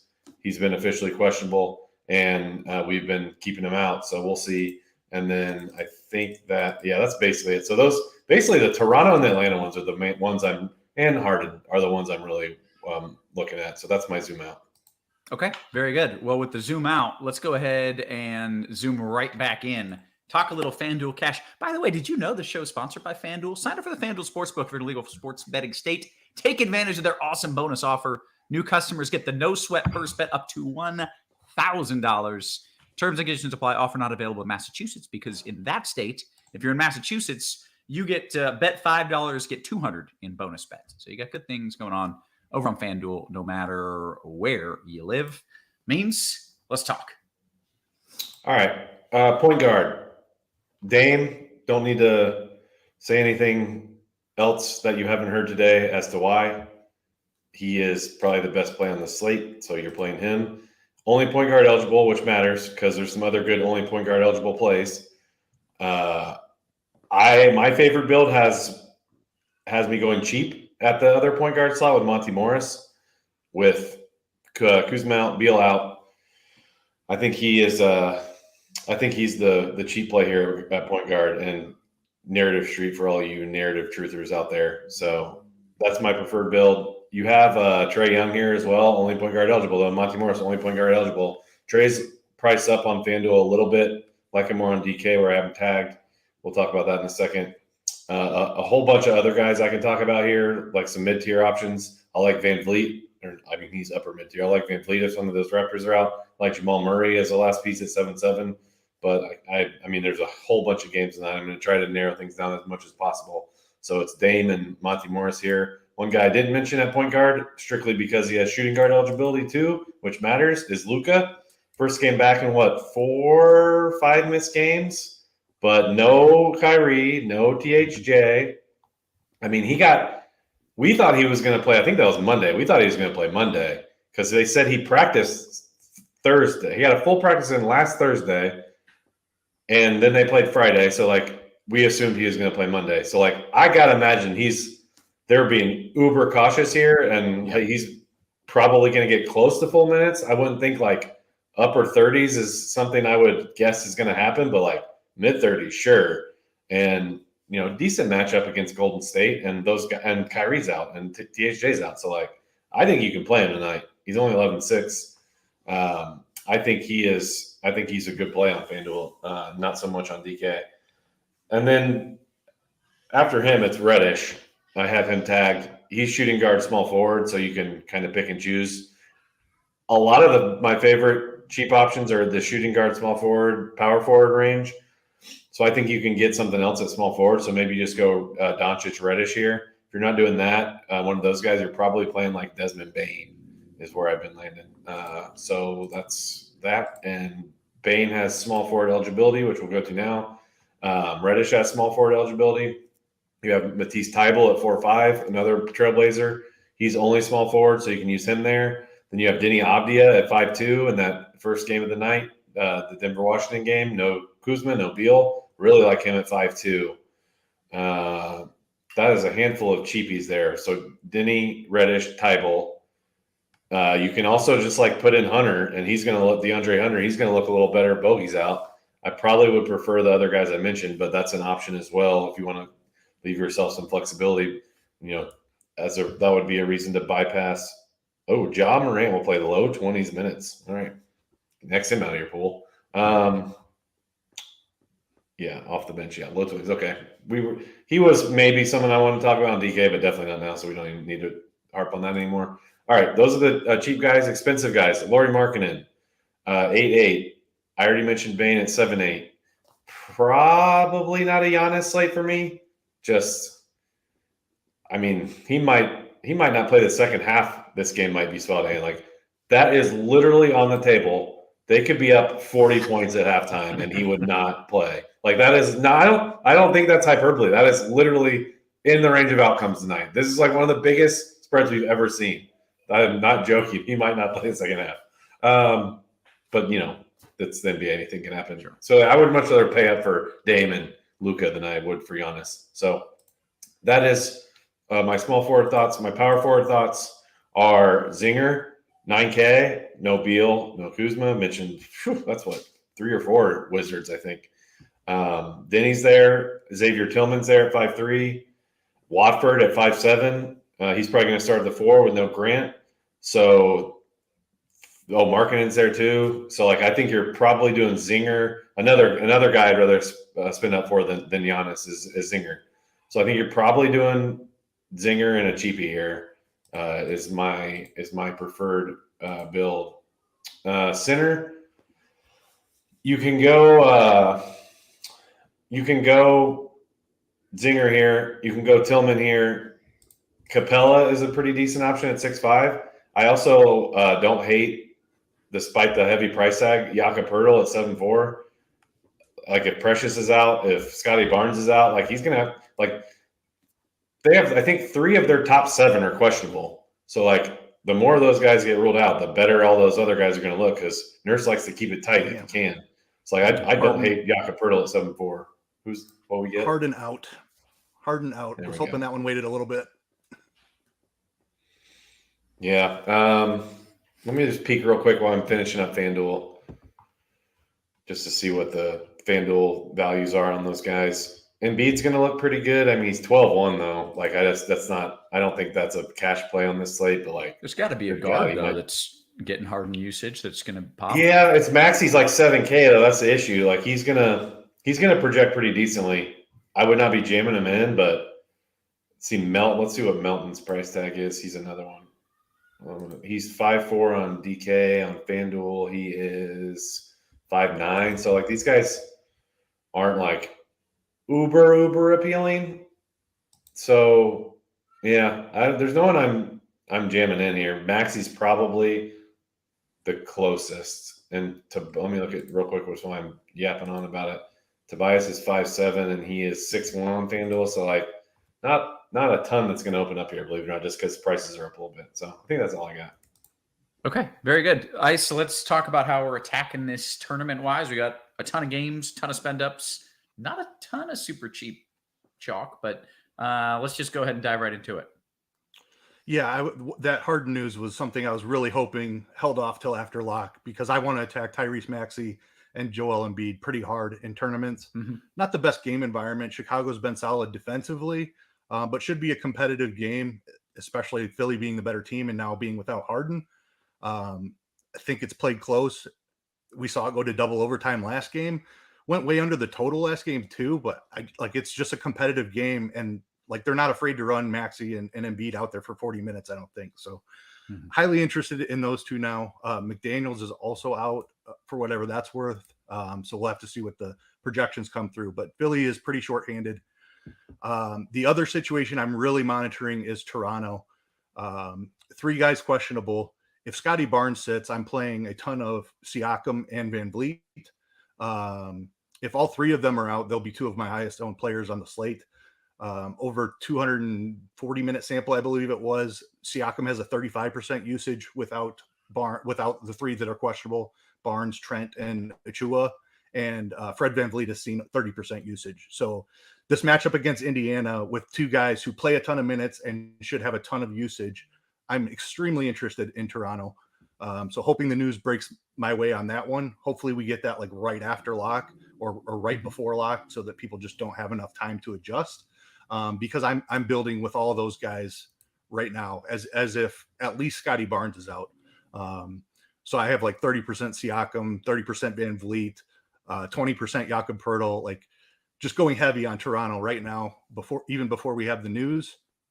I think fading the first game is viable. It's not comfortable, but it's a 9-point spread. Obviously Porzingis is in a great spot with no Beal, no Kuzma, but it's not a great matchup. Both of these teams play slow. They're both bottom 10 in pace, 21 and 22, I believe. I'm just hoping that the game blows out a little bit. Jokic is really expensive. Maybe he doesn't crush, and Porzingis just doesn't get there because he doesn't get all of his run in a blowout. And then guys like Denny Avdia, Monte Morris are seeing massive ownership. DeLon Wright's picking up some ownership. I'm just going underweight on those guys and hoping that I get some value open up later. I think San Antonio has a chance to open up some value. Portland, there's some guys that I'm going overweight on right off the bat. But just going underweight in particular on the Washington guys and Porzingis, the Washington value and Porzingis. I'll have a little bit of Jokic, but like there are so many low-owned studs on this slate that I want to buy myself a little bit of time and make sure that I have plenty of roster spots to be able to work in some of these guys. Like just for example, like we know Lillard is an awesome play. Trae Young is an awesome play. But Joel Embiid, it's going to change now with Harden out, obviously, but he was projecting under 5% ownership. He's still not going to get up to where he should be, in my opinion, in this spot, just because everyone's been thinking Lillard and Young all day long.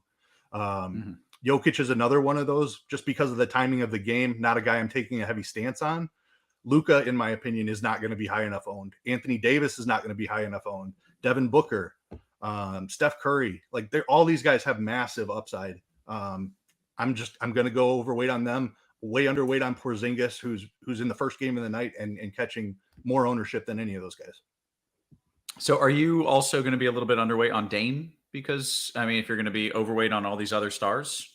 It's probably not underweight, but I will be even with the field. And generally I try to go, even if a guy's 40% owned, I'll try to be 60, 70, 80% on that guy. Mm-hmm. But because of all the guys I just named, I probably just end up in that 40%, maybe 50% range. And it's just because it's hard to see Dame failing in the spot. He has over a 40% usage rate without Simons on the floor. Grant is out as well. An awesome matchup against Utah. It's a really good spot for Dame. Yeah. Okay. Just got the news that Keldon Big Body Johnson is officially out. Does that change anything for us? Opens up a little bit of Spurs value, but like Meansy said, it's not comfortable to try to find who's going to play for the Spurs. And even if they do play, it doesn't mean they're going to produce. They're facing a really good Milwaukee team. Blowout risk just got even bigger, in my opinion. I will have some just because I'm going underweight on the Washington guys. I need some cheap pieces. Mm-hmm. Like KBD probably jumps into the starting lineup for Keldon, I'm assuming. 4,900 here on FanDuel, probably even cheaper than that on DraftKings, I'm assuming. Yeah, 4K on DraftKings. He's a piece that I'll have. Sohan has played really well when he's been active. Like he's aggravated that injury a couple times. He's 6,200, but he might lead the team in usage here. We saw Mamukelashvili smash yesterday, so the price came way up on him. I still think there's a scenario where he can smash a 5K price tag. It's obviously not as likely as it was yesterday, but tougher matchup, bigger price tag, but still room up at that price. Very good. Okay. And then I did see someone say, all right, look, you mentioned all of these stars. Who's your favorite spend up? Like maybe it's Dame is just the core best, but like for a tournament, who's your favorite of these pricey guys? Yeah, Dame is my favorite, but the ownership it's just tough to get overweight on him. Mm-hmm. The guy I will be most overweight on is Pascal Siakam. I really like Devin Booker and Anthony Davis just being the last game of the night. I want to build heavy with that. And then if something breaks that really helps me, like I'm expecting Anthony Edwards to be out, but if for some reason he plays, then I can move some things around. So building heavy with Booker and Anthony Davis as well. Something I really like. Okay. Very good. I like it.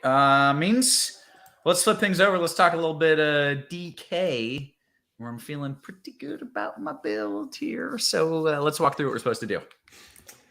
Yeah, the second best big body in the league just got ruled out, Keldon Johnson. So Who is the first biggest big we'll body? We'll talk about him. Don't worry. Oh, okay. All right. Yeah. So point guard on DraftKings is Dame and Trey for me, like clearly. Only point guard eligibility though, which hurts a little bit. And there's Luka. We had that discussion, but he's 12K, so probably not for me on DK. But Monty Morris, early game and only point guard eligible. So I'm guessing we might get some questions about him. I kind of lean just bypassing him based on those factors. Again, Ice kind of alluded to it and talked about it well with that game. I kind of feel like that on all of them, like especially on DK where there's just more flexibility. Like I kind of feel like passing on Denny, kind of feel like passing on Morris, kind of feel like passing on Porzingis, and just hope something like really, really breaks favorably in these later games, like with Toronto or Atlanta. And one thing I should mention, because I know ICU alluded to it too, as well, like the Toronto game starts, or I should say locks in 50 minutes. So that if that news hits, it's probably going to hit in like the 5-minute side of either part of us leaving. So be ready to act quickly on that one because it wouldn't surprise me if we get rocked with that soon. Okay. It's Dame and Trey. Like I'm going out of my way to play those guys. I don't care like really what else opens up. Like I just want to mention this because I alluded to it, but like the Dame thing, without those guys on the court, his usage rate in a pretty big sample would be the highest usage rate in the league. Like it's not like his usage goes up so and so. Like he would literally have the highest usage rate in the league, and his assist rate is north of 40%. So like when you hear us talking about like usage rates and assist rates, that means obviously usage rate means like you use a possession, like you either shoot a shot, you turn it over, or you go to the line. And assist rate means you end the possession with an assist. Think of all of the possessions. That means it's like 85% of him ending something by getting a stat. Like it is wild. That's why he's projecting so well. So yeah, that's what I want to do at point guard. Shooting guard, this is where we're just going to talk about a ton of Blazers. We're going to talk about some Wizards, maybe some Grizzlies here in a second. Cam Reddish, shooting guard, small forward. I think he is a very good cheap play. He's later game, so it gives you flexibility. Love just building around him. There is a ton of other guys that would be like fillers, like last piece sort of things, like some Bulls, maybe some Timberwolves, maybe like Conchar. But like play Reddish at this spot because we'll talk about better things elsewhere and then move on. Then the last name I'll mention is Desmond Bane because he's only shooting guard eligible. I could see you landing on him as the last piece, but not a priority. Let's go to small forward where we have big body David Roddy at 3-2. Oh, that's nice. That is a lot better than Keldon Johnson. Big body. He has a bigger body too. Yeah, also true. Yeah, he deserves it because it rhymes and he has a bigger body. Yeah, I approve. Yeah, he's probably going to start for Dylan Brooks, who's racked up too many T's and is suspended. Make sure big body Roddy is starting before you deploy him. But again, a later game, cheap price tag. You can move off him if you need to. He's my preferred way to start my build here. Tybal at 3.9, Denny Abdia at 5.4. Those are other cheap options here. And we'll see. I can't talk through everything with like possibilities of later news, but I wanted to mention those guys who we know are viable right now. Power forward, Roddy's there. Denny's there. Then you have Porzingis if you want to spend up for him. Alden was okay at 4.2, but this is probably I'm trying to think how I would play this out. Like in my shell right now, I would just have Reddish Reddish shooting guard, Tybal small forward, Roddy power forward, and that's just kind of what I'm waiting on. I'm hoping something better opens up with Toronto, hoping something better opens up with Atlanta. That's kind of what I'm looking at right now. I'm trying to think if there's anyone else. Yeah, I mentioned Zinger, so yeah, I don't think there's anyone else primarily I want to talk about. Center, Zinger's there, but my shell build has Clint Capella in it, just like he was probably, he actually had like 40-some DraftKings points last night. Probably was looking at a little more if that game didn't get so out of hand. So that's who I would be putting in first. Some other options here.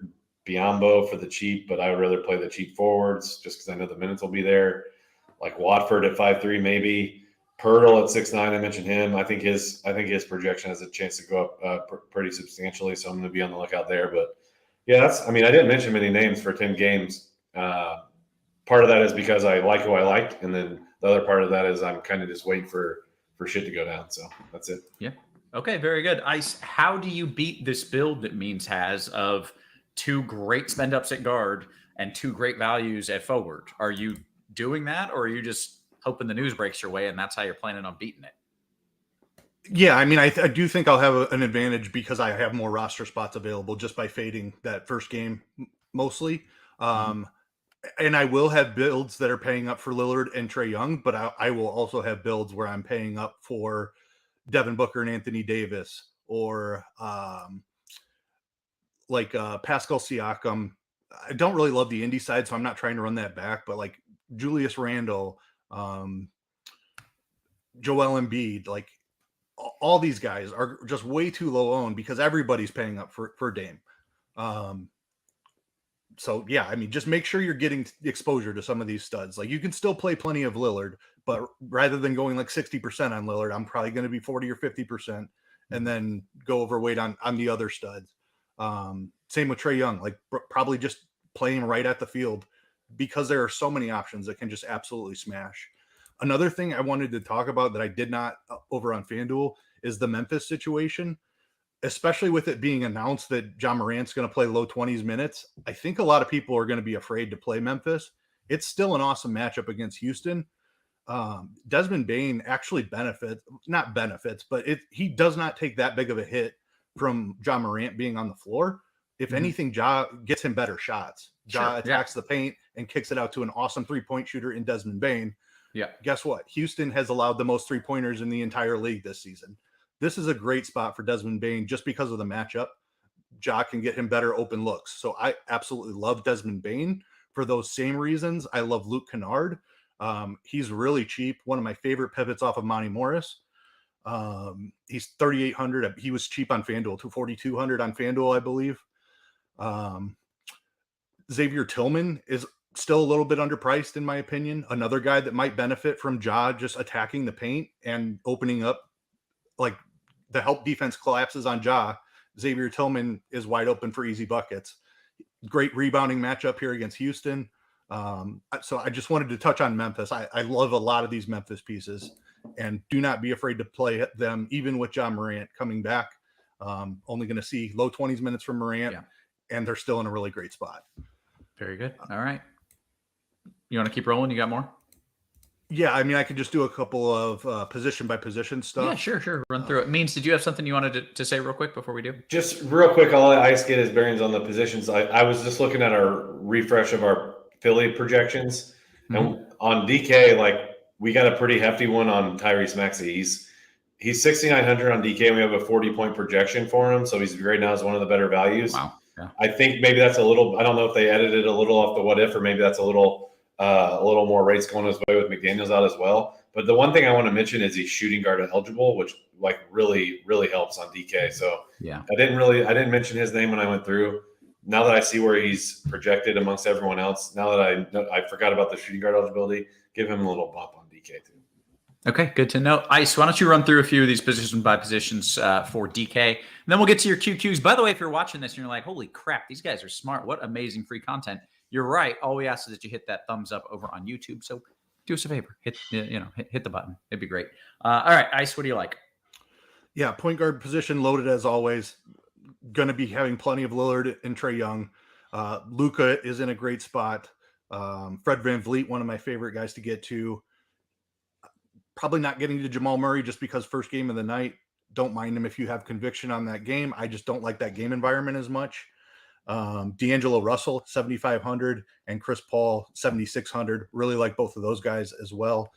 Phoenix, another team I didn't talk about a ton that I have a lot of exposure to. With Ayton out, KD obviously still on the shelf. They're going to need a third scorer there, or second scorer, really. Chris Paul doesn't score that much. Josh Okogie is a guy that we've seen in that role since since Bridges and Cam Johnson were traded away. Okogie has stepped up. Bismack Biyombo is really cheap on DraftKings. It's not a comfortable thing. Like he might only play 18 minutes because they just don't like to run him out there for a ton. But I'm willing to take some shots at that price tag. Just wanted to get some Phoenix thoughts out there. Kind of a team I skipped over. Going back to positions here, shooting guards, mentioned Devin Booker, one of my absolute favorite spends on the slate. I like running back Embiid or Maxey with Zach LaVine. Tyrese Maxey, one of my absolute favorite plays on the slate now. Jalen Noel is a cheapie I'm sprinkling in quite a bit, assuming that Anthony Edwards is out. He's still questionable. If Anthony Edwards plays, I'm not on this as much. Heard Meansy mentioned this on Monday and thought it was really sharp. He was on his way to smashing, and then he picked up his fourth foul with like 15 seconds left in the second quarter, and he barely played the rest of the game. He played a little bit in the third, but didn't get near as much run as he got in the first half. They need another score. I mean, Cat back hurts him a little. I don't expect Cat to get full minutes here. I think Jalen Noel, even if he only plays 22 minutes, he's a guy that can score a ton of points in a very short amount of time. So 3,600 for Jalen Noel. I'm interested there. I mentioned Luke Kennard, one of my absolute favorites at 3,800. A couple of forwards here. Lauri Markkanen, a guy not many people are playing. Run Lillard back with Markkanen is a great way to differentiate your Lillard lineups. Matisse Thybulle is a cheap piece for Portland. If you want to stack that game up, I don't mind going that route. Let's see here. That's probably about it. You can take shots on John Conchar if you want. I definitely prefer getting a couple hundred more for Kennard, just because I feel like he's in a great spot to make a couple of threes in this one. Pascal Siakam, one of my absolute favorite spends on the slate. Assuming that at least Barnes is out, which I think we're going to get here really soon. Clint Capella is really cheap. Tough matchup with Gobert and Cat in there. It's a really tough rebounding matchup. I still like him, though, just because of that price tag. Anthony Davis, a guy that I've mentioned multiple times. Embiid, a guy that I love. Nikola Vucevic has actually a really great game log against Philly, which is not something you would think is true. At 7,900, I have some Vooch. Porzingis, a guy I'm underweight on. Mentioned Randall briefly. Nobody's playing him. It's a tough game environment, but we've seen this guy just score over 50 points, like actual points, multiple times. Like, he just has massive upside. So sprinkle a little bit of him in, and then Jakob Poeltl, another guy that I really like. I like him regardless because of the matchup, no matter who plays or sits for Toronto. But if he only has room up if those guys get rolled out. So Jakob Poeltl, another center that I really love. Okay, very good. I want to bring up a few names that are getting thrown around for tournaments here that nobody's brought up. You mentioned Randall. That was one of them that I was going to say. A lot of people in the chat talking about that. Let me pick a few other names. Jaden Hardy being named, but I suppose with Luka back? I'm into it big time. Yep. Oh. Another guy that can absolutely score a ton. He's too expensive on FanDuel. DraftKings, he's 4,800 or 4,900, I believe. He can get, he might only play 22 minutes, but he can pay that price tag off in that short amount of time. Okay, very good. And then David says, why no Tobias? He smashed the last two times that Harden's been out. Yeah, he's 5,700 on DK. What is he on FanDuel? Certainly worth a tournament shot, though. 6,100 on FanDuel. I don't love the price. I prefer Maxey. I think he has a higher ceiling, but we've seen Tobias smash in the spot before. He's right. Okay. And I swear it's not a bit. I mean it for real, but can't we play Jalen Brunson? Yeah, he's really cheap on DraftKings, man. He's so cheap. He literally the last game he put up flame emojis and then his price went down. He's even cheaper. He's just going to put up 40 fantasy points. I expect 40 and I think it's going to be between 40 and 50. Am I crazy? Am I wrong? You're not crazy. You can always play him. All right, good. Because I do always play him. So it's good that I can. All right, let's dive into more of these QQs. Means anything you want to add here before? That's a nice gift work. Yay, question time. Means anything you want to add before we dive into it? Let's roll. All right, let's get it. Of course, I am starting in the RG Discord. Don't forget to give us that thumbs up if you're watching on the YouTube for free. Zooming in just a little bit. Yappy says on DK, can we play Conchar if he doesn't start, or do we just play whoever starts for Brooks? We're projecting Conchar not to start for what it's worth. So when you see his name not come in the starting lineup, it's not going to move. So yeah, you can. Okay. All right. FanDuel Cash means you like Hunter or Tillman more?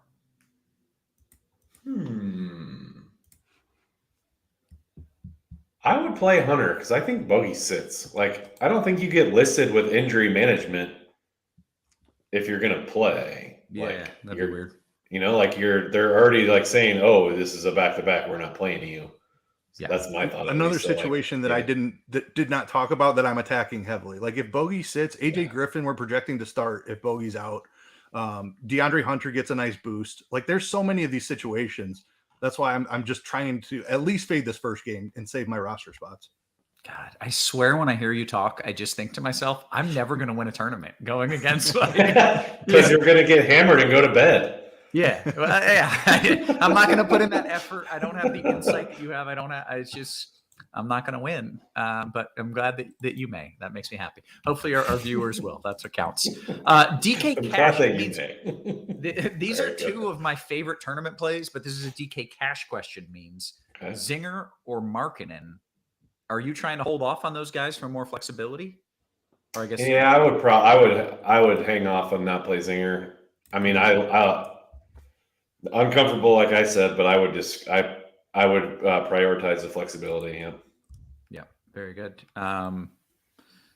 Rad Dad Fanny Pack says there are gurus and then there are oracles. It's quite a compliment there. I like it. I approve. They're oracles. FanDuel Cash question means Morris, Watford, Embiid or Melton, Bain, Zinger. Morris, Watford, Embiid, Melton, Bain. Ooh, I think I would go the first one. Okay, very good. Sean, FanDuel GPP Ice, the lowest price indie player with the highest upside. Indy's prices have adjusted quite a bit. I'm playing a ton of Toronto, and I'm struggling to run it back, which is something I generally like to do. I think Mathurin has a fair price. I'm playing some of him. You can play somebody healed, like McConnell at 5,900. Like I don't know that he plays enough minutes. I'm sprinkling all of them in a little bit, but there's nobody that I really love. Okay. Very good. Let's lightning round this. We got a whole bunch of questions. We got about 3 minutes. Luke says, is the Knicks Miami game sneaky in a DK GPP? You can easily get Randall, Butler, Hero, Brunson. And if it stays close, Ice, any interest in that stack? Yeah, I mean, it's a tough game environment because it's two slow teams that are two pretty good defensive teams. But yes, it's like you can see the Stars play 40 minutes lightning and round Ice. Yeah. Yes. It is sneaky. Oh, yeah. Lightning. Sorry. Yeah. Lightning round, damn it. All right. I was waiting for him to say yes or no and then just like sit there. DK Cash, how do you feel about Watford and Tybal? Tybal's so scary in Cash. Like Tybal, he's been fine. Wow. Yes. Okay. Is Shake Milton okay in a GPP? We'll call it, though he didn't specify. No. All right. FanDuel GPP center Turner or Pirtle? Pirtle. On a scale of 1 to 10, that's great. How terrifying is it playing Tybal in FanDuel Cash tonight? Means you're okay with it? 4. A 4? It's like an 8 for me. I need him to get 3 steals just to feel good about it. He probably will. He's been good with Portland, man. He's not on Philly anymore. That's true. All right. Steve-O, if I play Luka in a DK GPP at that delicious 4% Ice, do I need to run it back with Clay or Steph? You do not have to. Very good. FanDuel single entry. Fade Abdia and wait for news? Yes. Ice, what do you think about Kispert in a FanDuel GPP? No. You're getting good at this lightning round thing. You've elevated your game. DK Cash means 3v3. Goodwin, KBD, and Barnes. Second one. Wow.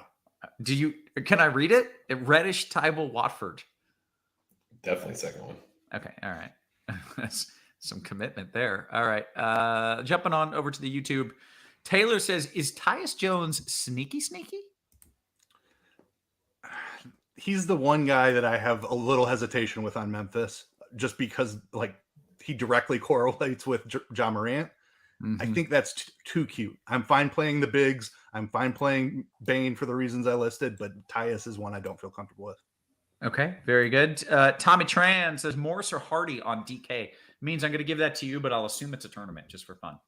Morris. Oh, yeah, I would still go Morris. Okay. Adolfo says Davis or Embiid. If you're spending up, who do you prefer, Ice? Ooh. Embiid. All right, less than a minute until lock. John says on DK, I love going cheap at center, loading up on the guards. Am I dumb? Oh, by the way, smash the like button. These guys are amazing. Agreed with that. Is that dumb? Mid-range center, yes, I like. There's not a ton of cheap centers outside of Bismack, but mid-range centers, I do like a lot of them. Capella, Miles Turner, Nurkic even. Yeah, I like the mid-range centers. Very good.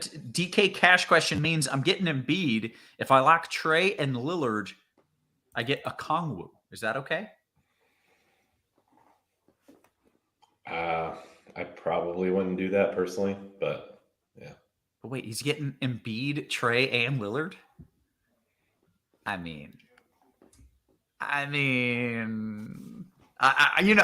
say go for it. That sounds like a winning lineup to me, though it may not be the cash-wise choice. Hey, with that, we have hit the lock, gentlemen. I did see a post-lock question for Ice, so let me.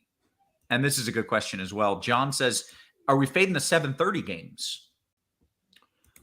No, not Toronto. That's we still don't know. Yeah. Okay. I have a bunch of Luka, and Toronto is probably my highest exposed team right now. Nice. Okay, very good. And then let me try and scroll up here real quick and see if I can find that. Here we go. This is from Crossover King. By the way, if you didn't catch it yesterday, we had just a fantastic conversation about builds after the show. It lasted a little too long for maybe, people's liking who wanted to go eat. That's me. But it was very informative, and I like taking these kinds of questions after lock. Crossover King says, Ice, do you ever use the global ownership tool in HQ to differentiate, or do you get different enough adjusting minutes for individual players who don't stand out in mean projection? I'm not sure I know what the global ownership tool is, to be completely honest. I have no idea what that is. I don't ever use lineup HQ, so that explains that. Means I'm blanking on this too. Global ownership. Yeah. So the answer is no. It is not something that is. I'm definitely not the guy to ask because I don't use all the bells and whistles anyways. Right. But yeah, we'll bring in TJ. We'll bring in TJ. He runs like 700 lineups. We'll bring in Dean. Dean's the guy who answered on Monday, right? Yeah. He said, I think he just means the max total. Oh, max total ownership. Showboat King says he probably means global swap. Okay. Now I felt like a poor company man not knowing what he was talking about, but I couldn't lie either. So yeah. All right. Do you use global swap or the builder Ice? The rebuild tool. I guess there is global ownership is max percentage owned in build rules. So you can set a limit. Oh, okay. In build rules. Yeah. So you can set a limit to what your total ownership percentage is. No, I prefer to do it individually by player. So if I want to make sure I'm not getting these Washington guys, I will set a max percentage on each individual player. As far as total lineup ownership, which is really what that's more speaking to, in NBA, I'm not that concerned about it. One thing that I do is I always have a low owned group, basically. Tonight, all the studs that I was naming outside of Lillard and Trae Young, I make sure I force one of those into every single lineup. That's how I know I differentiate. I also use game stacks to differentiate through player groups. So I do enough outside of overall total lineup ownership to know that I'm differentiated. I don't use that tool at all, but I completely understand what he's asking. It's just the total ownership of your lineup. Right. And this could be horribly wrong. But at last point before I leave, I'll leave you with what could be horribly wrong. But I feel like a lineup that's, let's say, has 3 guys that are 20, 20, 20 is chalkier than a lineup that has a guy who's 60% and 2 guys who are 1%. Even though the total ownership on 60% 1 and 1 is higher than 20, 20, 20, that makes you more different, right? You are 100% correct. And the best way to explain that maybe is like the sum of ownership is way less useful than the product of ownership. So if you multiply all the ownerships together, you have a useful number. If you add all the ownerships together, it's worthless. Hey, very good. That was indeed a good way to end it. With that, I think we are going to bounce on out of here. Make sure you hit us with that thumbs up before you leave. For Means, for Ice, for our wonderful production crew, always working hard behind the scenes. Guys, we appreciate you. We love it. And we will catch you tomorrow. You have been crunched.